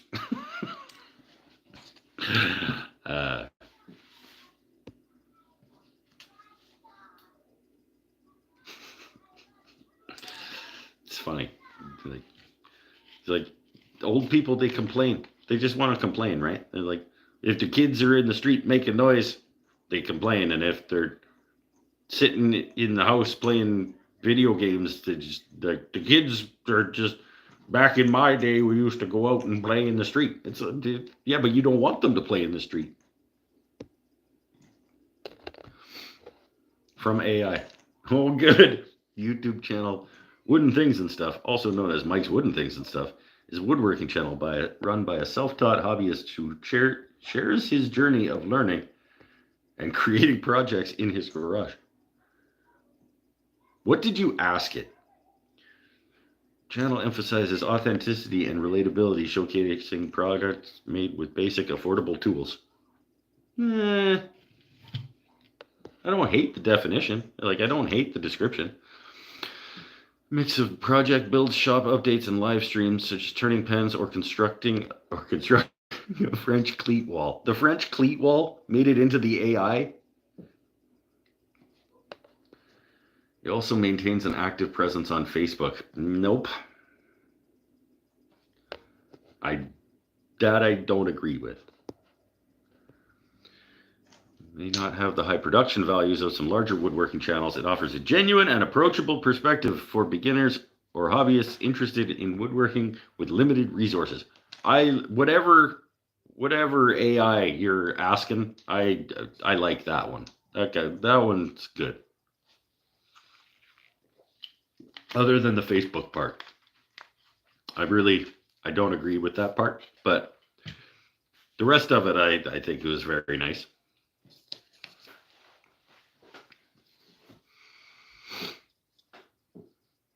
Mike's approachable. Yeah, sometimes. Sometimes, like, maybe don't.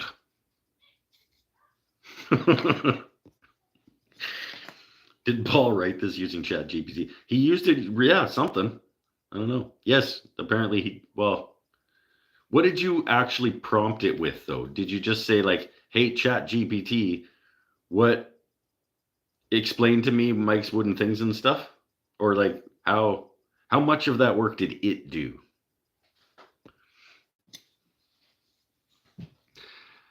How good is the YouTube channel Wooden Things and Stuff? Hey, ChatGPT did a pretty good job.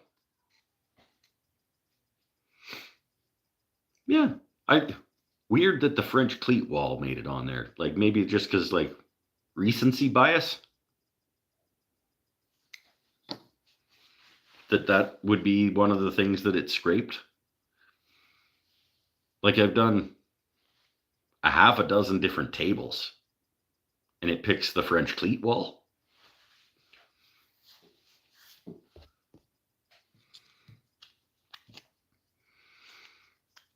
49 degrees Fahrenheit in Montana. Yeah, but Montana can suck it.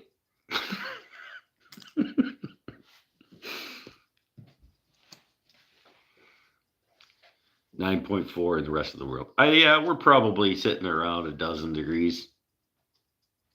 Something like that.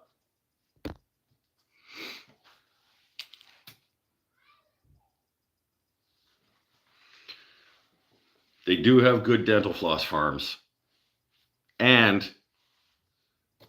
dangerous mountains.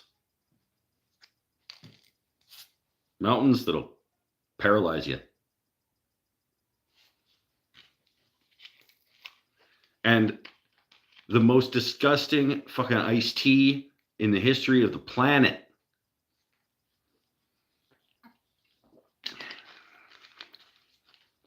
As a side note, Montana iced tea is the worst of the iced teas.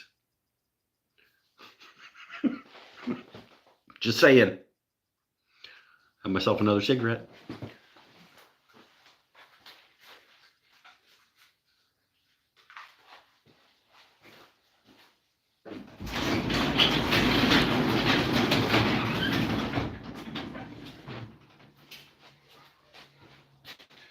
Grand Forks, Montana.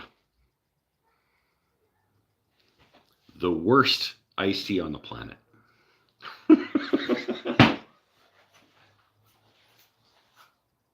Wait, Great Falls. Grand Forks is in BC. Great Falls, Montana. Worst iced tea on the planet. Great Falls? You drive south out of Saskatchewan in sort of the southwesty corner. It's like the first city up in there.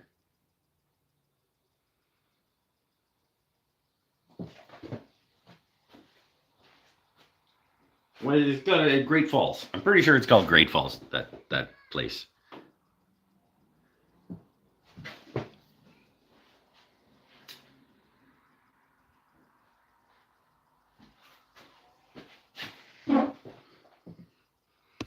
And honestly, I'll be fair. It was only the most disgusting thing that I had ever put in my mouth at that point. Because I was like, I don't know, 14 maybe? I'll be back in a sec.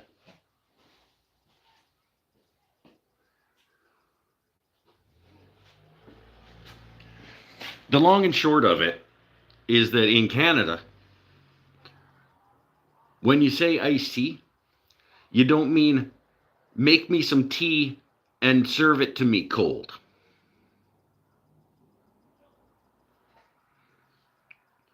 Like, we don't want to fucking Earl Grey tea over ice when we say iced tea here.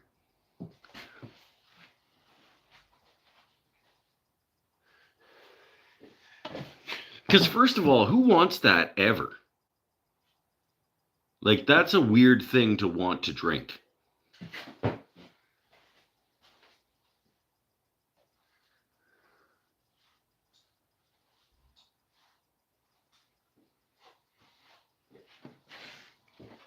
So when you don't know that that's what you're getting, and you order an iced tea, and if this is the first time that this has happened to you, and it looks like the iced tea that you are familiar with when you put it up to your mouth and take a drink, the disgust that happens to you is like more intense because of what the expectation was.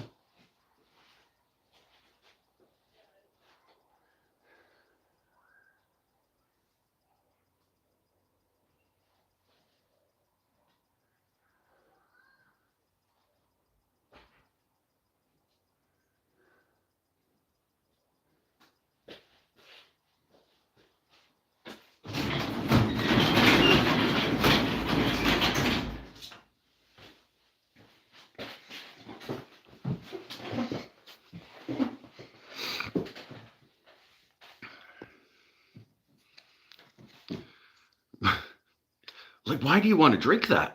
Why does anybody, like, you guys actually like that? Just cold black tea? Is that a drink that you want to consume?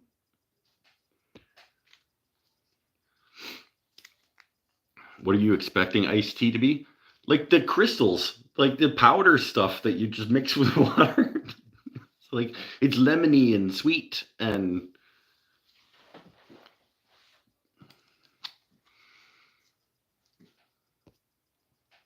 we want good host.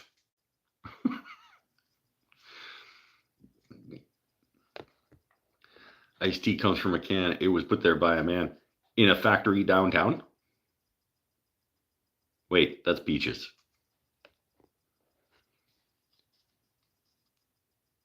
Yes.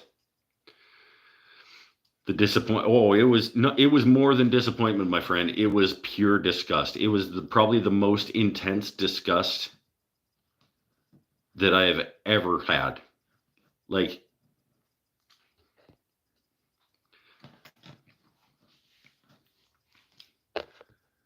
I asked ChatGPT about Waldrop guitars, and it put quite a bit of information on you.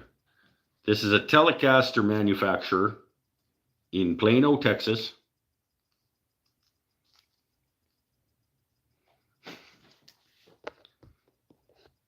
With many metal parts on his body because he breaks himself and or his son breaks him. Arnold Palmer is iced tea and lemonade. It's true. Yep.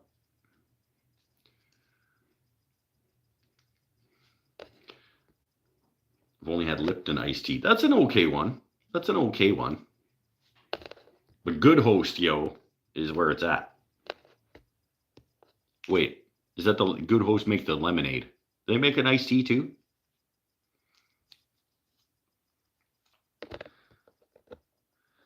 Honestly, I'm not a fan of cold brewed tea, sun tea, or any of those things. Is sun tea the stuff that I'm talking about? It's actually like good. Canned tea powder. Yes.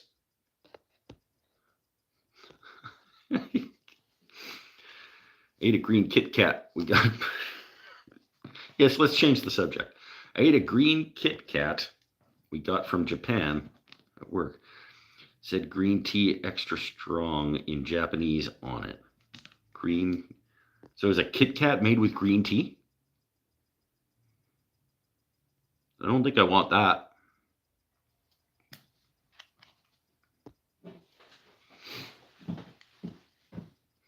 Nope. I don't think I want green tea Kit Kat.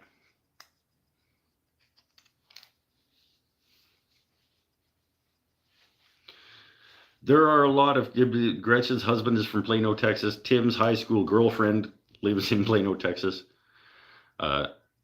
It's a weird number of connections to Plano, Texas. I've told you guys the story about the random guy that came into the art gallery here. That was when I had my guitar hanging in the show, and he went over and he was looking at it, and I was like, "Hey, that's my guitar," and he was like, "Oh, cool, I make guitars," and I was like, "Yeah, I got because I think I got some of the parts maybe from Paul," and I was like, "Yeah, I got the parts.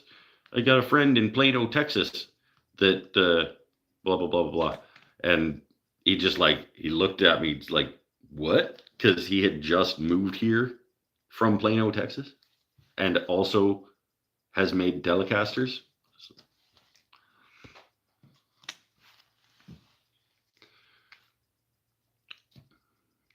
Aren't you a little old for a high school girlfriend, Tim? He's not a little old for a high school girlfriend.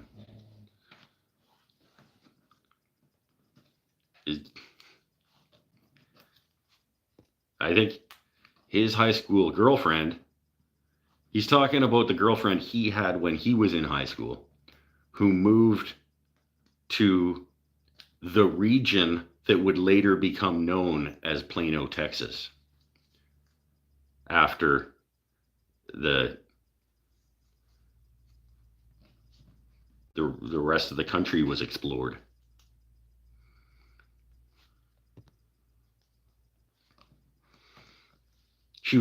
she was one of the homesteaders from with the covered wagons and stuff, and she ended up settling in the region that would later be known as Plano, Texas.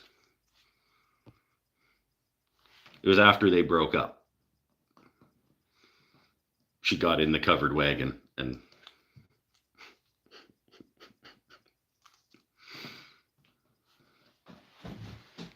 didn't die of dysentery along the way.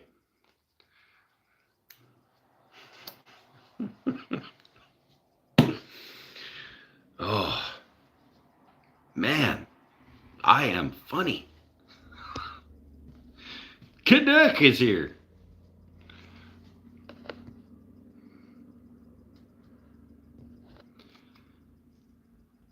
A friend of mine who used to work on my guitars lives in Katy, Texas. Oh, yeah. Plano used to be a very small town northeast of Dallas. Now is just part of the Dallas sprawl. Yeah, but before that, when Tim's high school girlfriend moved there, it was just barren land.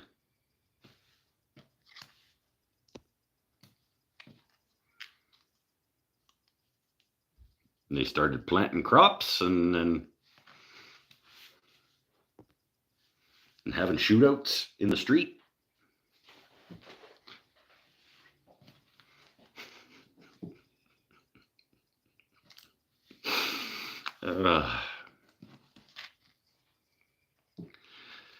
We have a town. This is about a 4-hour drive. Yeah. Reminds me of a game called Oregon Trail. That was the reference that I was making with the dysentery. That was exactly the reference.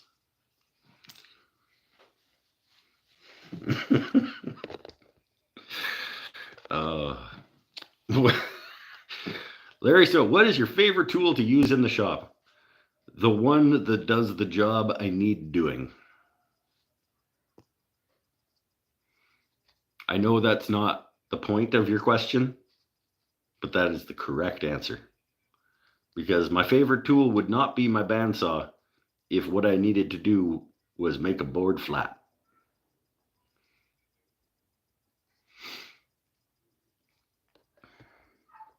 Tonight has been a journey. Tonight has absolutely, there have been some directions. We have gone on some paths together. Dog turned 5 today. Hey! Is lathe. My lathe is, it's a good answer because I think the spirit of the question is what tool do I enjoy using the most?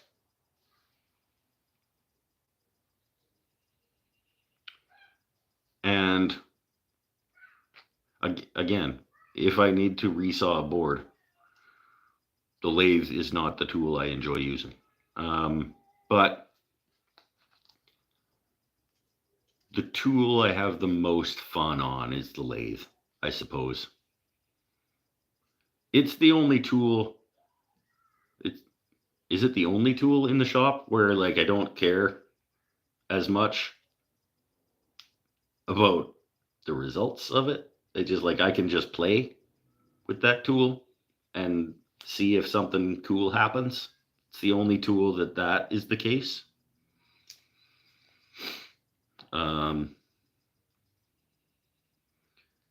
But if the question is not the tool that's the most fun, but the tool that's the most important, then it's the table saw. I think is the table saw is the tool that gets the most work done. But yeah, what was the actual phrasing of the question?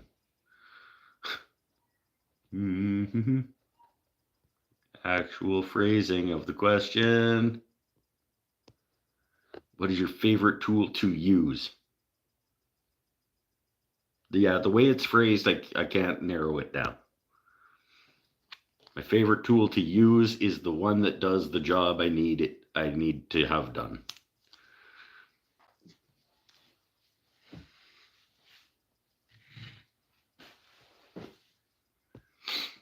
That's why I like the lathe so much. Just throw some wood on it and play around. Yeah, and hopefully you get something out of it.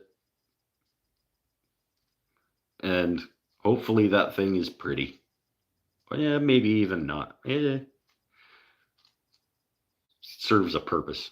It can hold a thing, or you can put a thing in it. I guess that's the same thing. Or you can put it on a thing, or you can write something with it.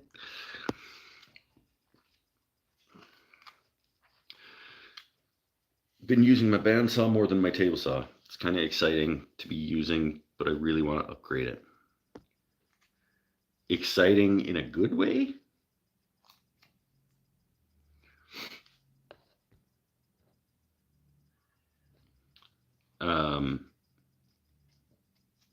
Exciting. Is that like scary? It's exciting to use. My bandsaw is one of my favorite tools in my shop, for sure. But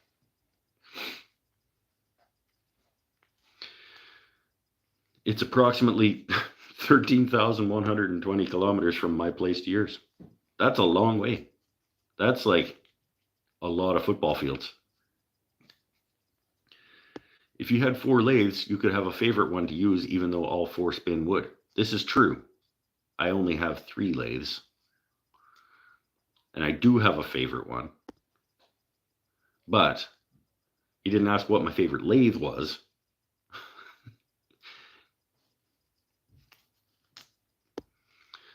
Lathe makes an object and is sort of done. Everything else is joinery and planning, way more overhead. The lathe is the only tool in the shop that can take a piece of wood from start to finish, from piece of wood to finished project with one tool. Is it? I could make a box with only the table saw. I could make a project with only the table saw.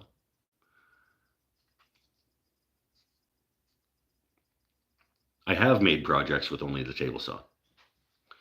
Not as quickly as I can take a piece of wood and make something out of it on the lathe.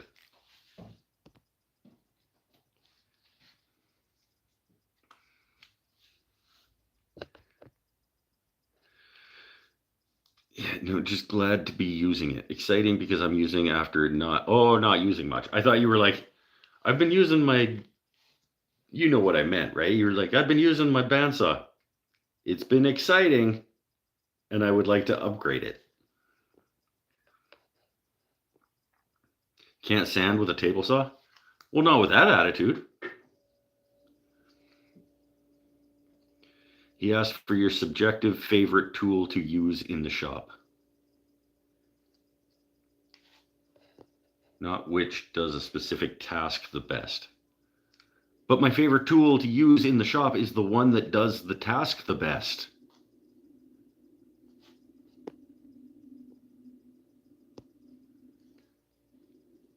So it's the same.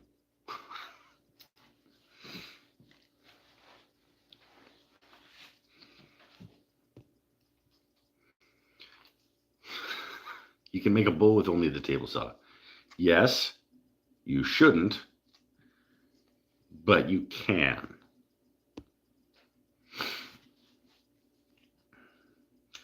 I'm only 60 miles south of the Canadian border.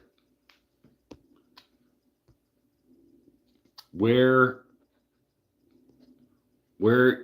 is what's directly north of you in Canada? Just say low angle jack. It's one of my favorites for sure. The low angle jack. My wife was singing that song just the other day, Peaches in a Can. They're put there by a man. Which tool do you look forward to using the most?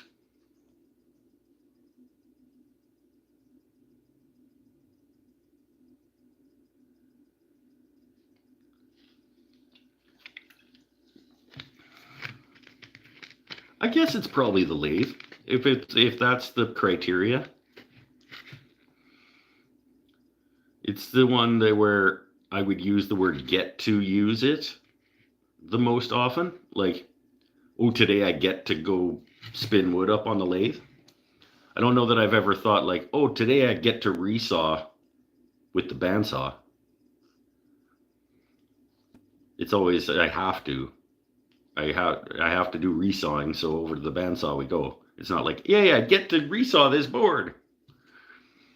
I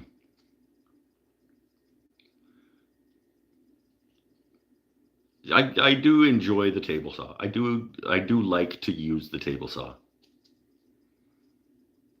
But it's not I'm not like walking out to the shop being like, sweet, I get to do table sawing today.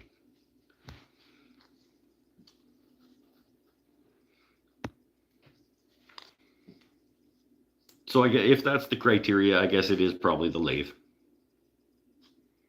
Not right now. It's not that lathe.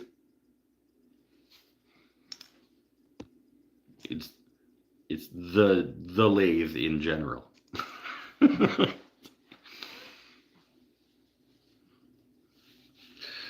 This show has been an adventure.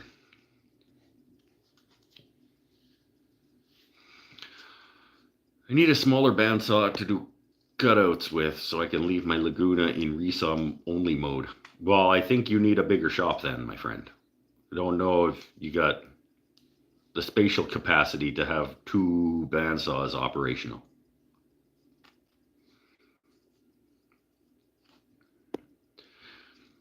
Yay, I can't wait to get numbness in my fingers and sand for 2 hours. Well, you're Mr. Fancy Pants there with the Festool sander. Isn't that supposed to prevent that? Aren't you supposed to not get numb if you use the fancy Festool sanders? Calgary is the biggest town directly north. Okay, so before that, there are a significant number of like decent sized communities. But now I know approximately where you are.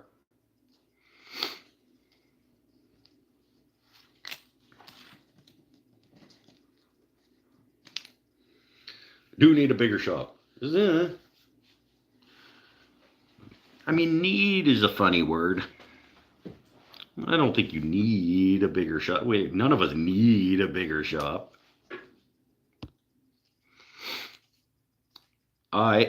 Stanley Chisel.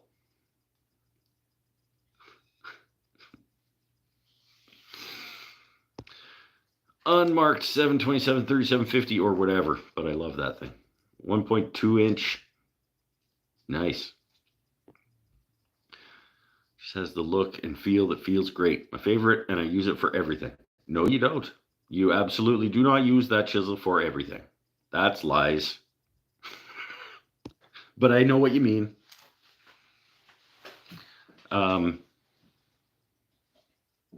Yeah, I get that. That's like my low angle jack. Like in terms of hand tools, like it's a good, like when I get to grab it down off the wall, I'm happy about being able to grab it down off the wall.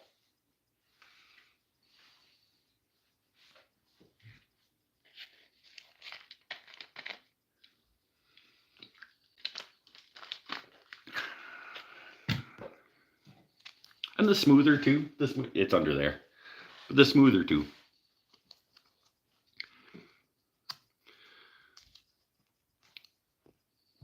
Hi, Mike, just checking in for a little bit. What's the topic about? Oh, which one?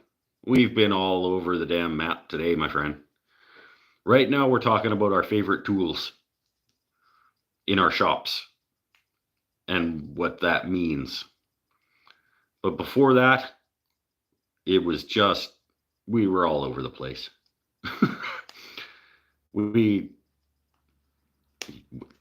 Yeah, I can't even. It was all over the place. We made fun of how old Tim is a little bit. Um, Tim's high school girlfriend was like a homesteader in the covered wagons that went off into the frontier looking for land to settle down. And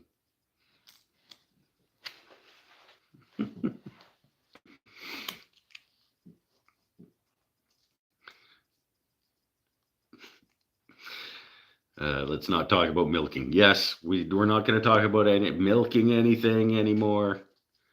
Roseville is our crossing point. Fernie's close. Yep, you're down in the bottom left corner of Alberta there. Fernie's in BC, but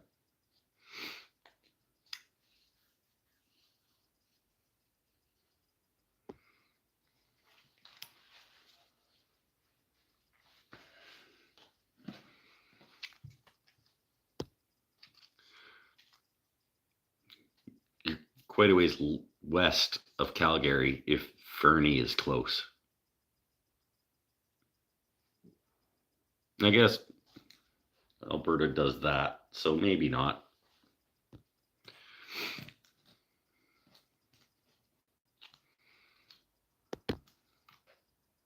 Are you closer to Fernie than you are to Lethbridge?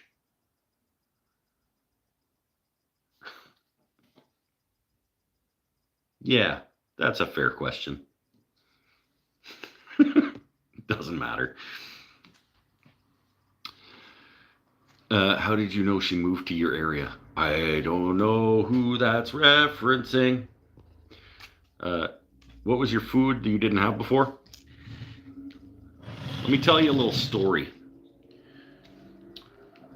about the Sprite Chill Cherry Lime.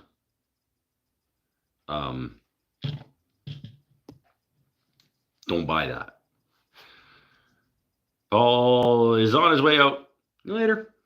May the Telly Rabbit bring you all a guitar. Ooh, I hope so. That'd be cool. I definitely need more guitars. I need to sell some guitars. That's one of the things I should do one of these weeks, is post a few of my guitars on the...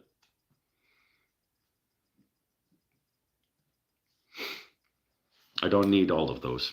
I only ever play like 3.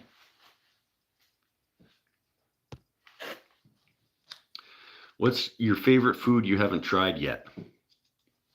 My favorite food that I haven't tried...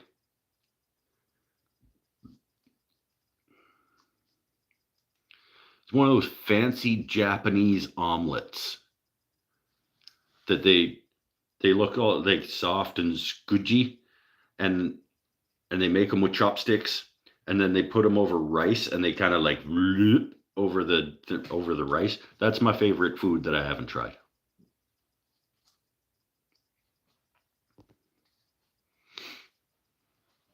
Java Junkies here.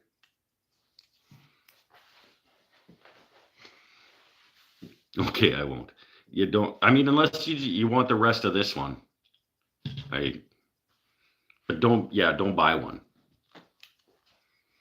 If you want to try it, you just stop by and finish this one off. But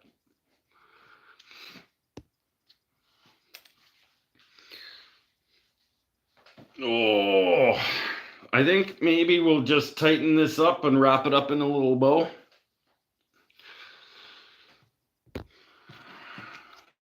Maybe do one more smoke, because there's some new people that are just remembering that this is a thing. Big Cheesy Wheezy's here. Happy Easter. Not yet. It's Easter tomorrow. Fucking Australians. Live in the now. Yeah, there's some people who finally remembered this is a thing. I'll have one more smoke and we'll hang out for a little bit more. But I got to get to bed. I got to work again tomorrow. I normally don't. But we are doing an Easter egg hunt.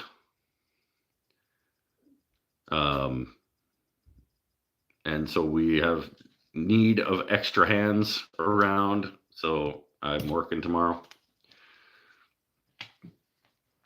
Tennessean. Well, then it's not Easter there either.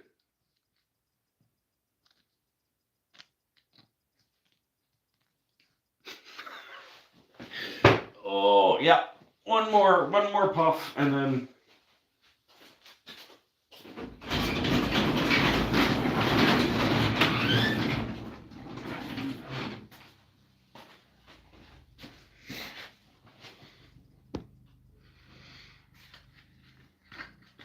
I had a cheeseburger in a can before, and it wasn't bad.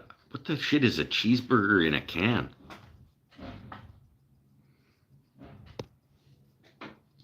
That sounds not great. Hour off? Is it already in Tennessee? It's already 11 o'clock? Huh.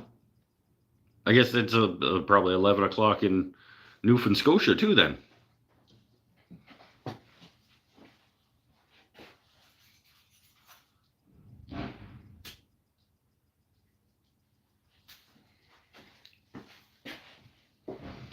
No, it's not Newfoundland Scotia. New Brunswick. I don't remember what I called it.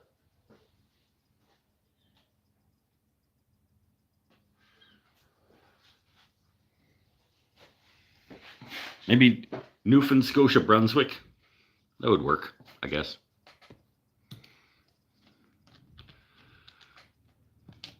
Tomorrow is 420 and Easter. Will Jesus still be the Most High? Maybe, yes. I suppose. Fernie is a 2.5 hour drive.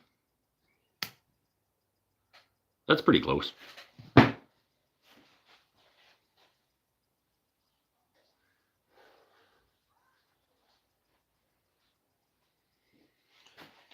So are you actually under BC? You're under BC and not under Alberta.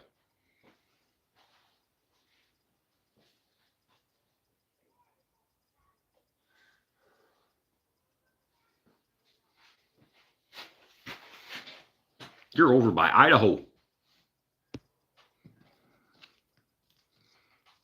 It's after 11 o'clock in Pittsburgh. Well, look at that.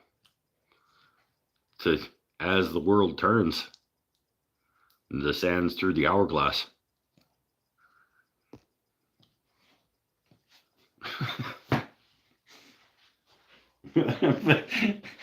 Yeah, Pinnell was a couple of weeks ago. Pinnell was like, he had to do something to his truck, and he was like, "Yeah, but it's too cold and dark." I was like, "What do you mean? It's just all bright and sunny. What are you talking about?"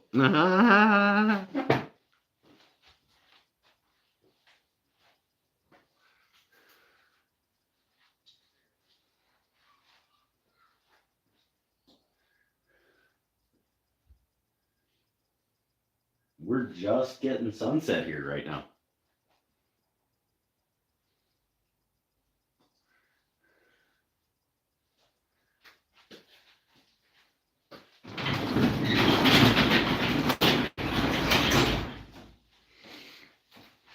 Sun's just going behind the mountains here right now.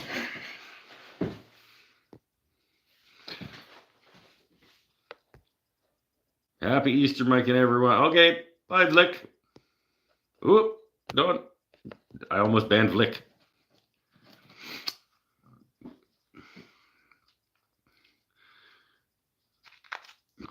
Pittsburgh. Vlick's in Pittsburgh. Kids were playing in the street and it was pitch dark here. Yeah, well, because of the rotation of the planet in relation to the sun. That's just science.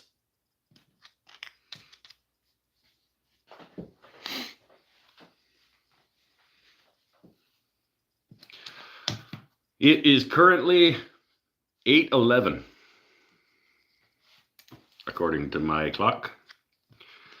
And I am pretty much done for the day. tomorrow Easter egg hunt, and then maybe if I have time before movie night, I'll glue on some more mountains. And then, Daredevil tomorrow night, I think. We're going to finish Daredevil. I think. I don't remember whose turn it is to pick. But when Sven picks, it's Daredevil right now. So, that was a good show. Hopefully, they do it justice at the end. Hopefully, they don't wreck it in the last couple of episodes.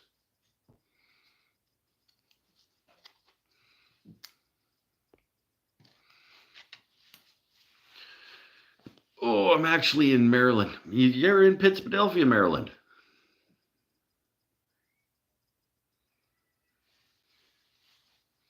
We still currently have a sunset going on. What's your time zone? Is it 8:12 or 9:12?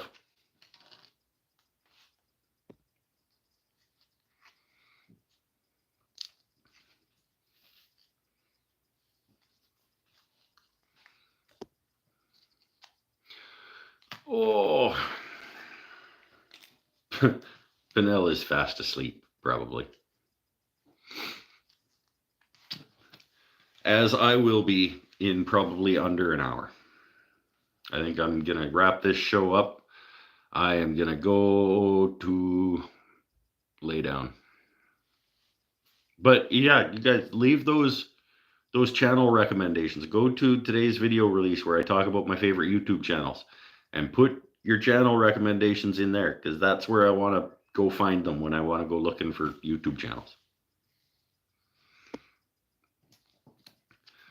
13/12 Sunday. 0/12 Sunday. Pinnell is not asleep. Yay!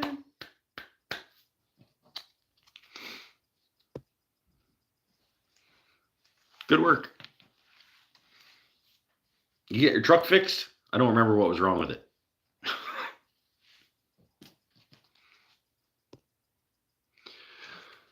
Oh, you can't fix it now. It's too cold and dark.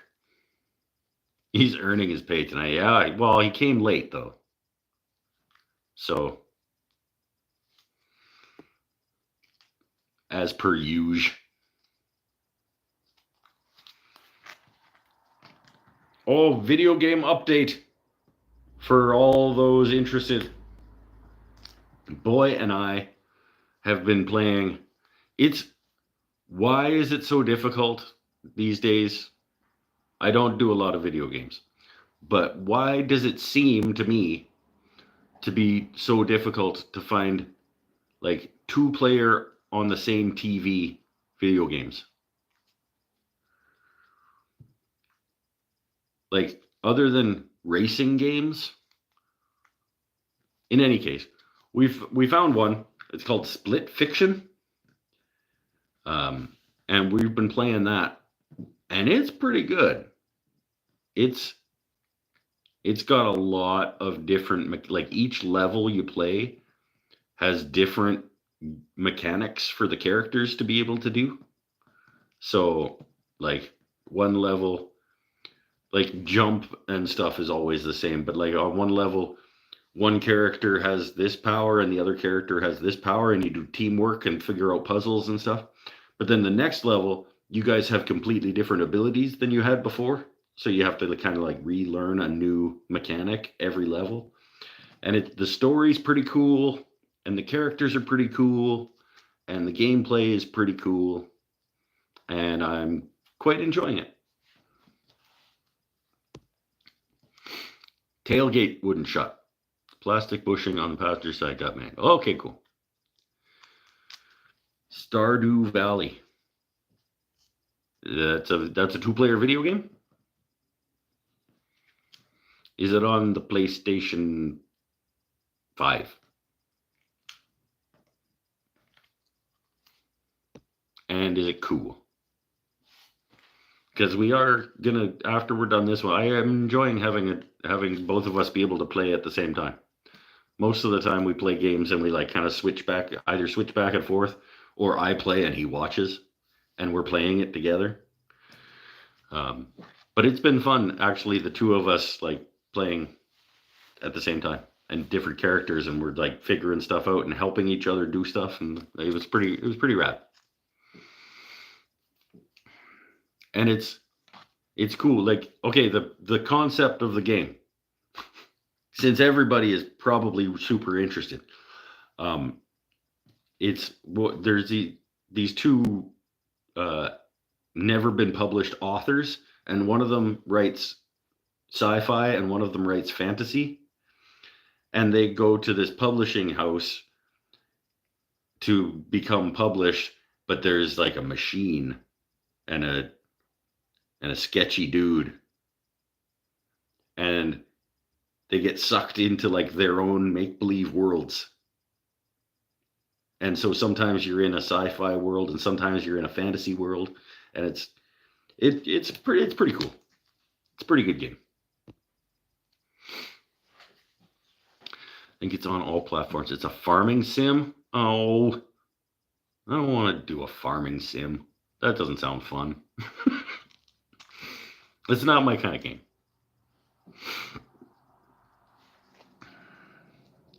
That sounds like an absolute blast. It's pretty cool. And one of the levels, like you can transform into a monkey, and like it's a cool game.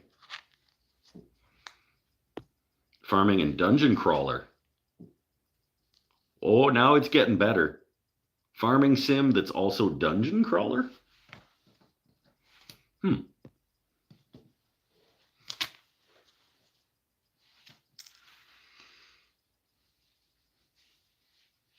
don't know. We'll look around. We finish one game and then we go look at the games, and we pick one, and we hope that it's either free, included in our PlayStation, whatever they call their membership thing, PlayStation Plus.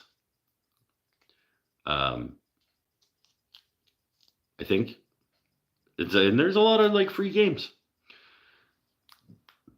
Free, like you pay for them in your monthly subscription, obviously, but this one I actually bought for a decent amount of money. I think it was like $60, which, is not nothing. Google PS5 Couch Co-op. Is that what it's called? When the two of you are playing on the same screen with two controllers? Couch Co-op?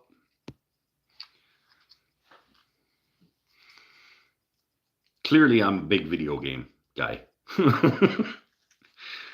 I'll say goodnight. All right. Bye, Gretchen.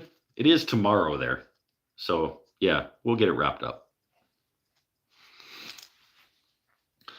Split screen or couch co-op. Okay. Right on. Now I know the term to look for. Maybe there's like a because you enjoyed. You know how like on Netflix, like one of the categories is like because you watched this, maybe you'll like this. Maybe PlayStation has one of those. It's like games like the one that you just finished. Yeah. Anyway. That's it for tonight. I will bid you adieu. When is Timothy moving to Montana? To become a floss farmer. Don't move to Montana. It sucks there. And it's dangerous. They make garbage iced tea.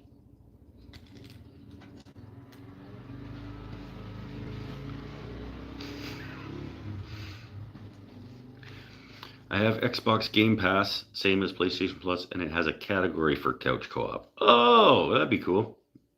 Yeah, you can organize your search by like game type. I know like when we go looking for a game, we check like adventure and like the categories that we want to look within. So I'll have a look at that. Stay happy, stay healthy, stay safe. Don't buy Sprite, Chill, Cherry Lime Cola. It's not good. And also, it's gross.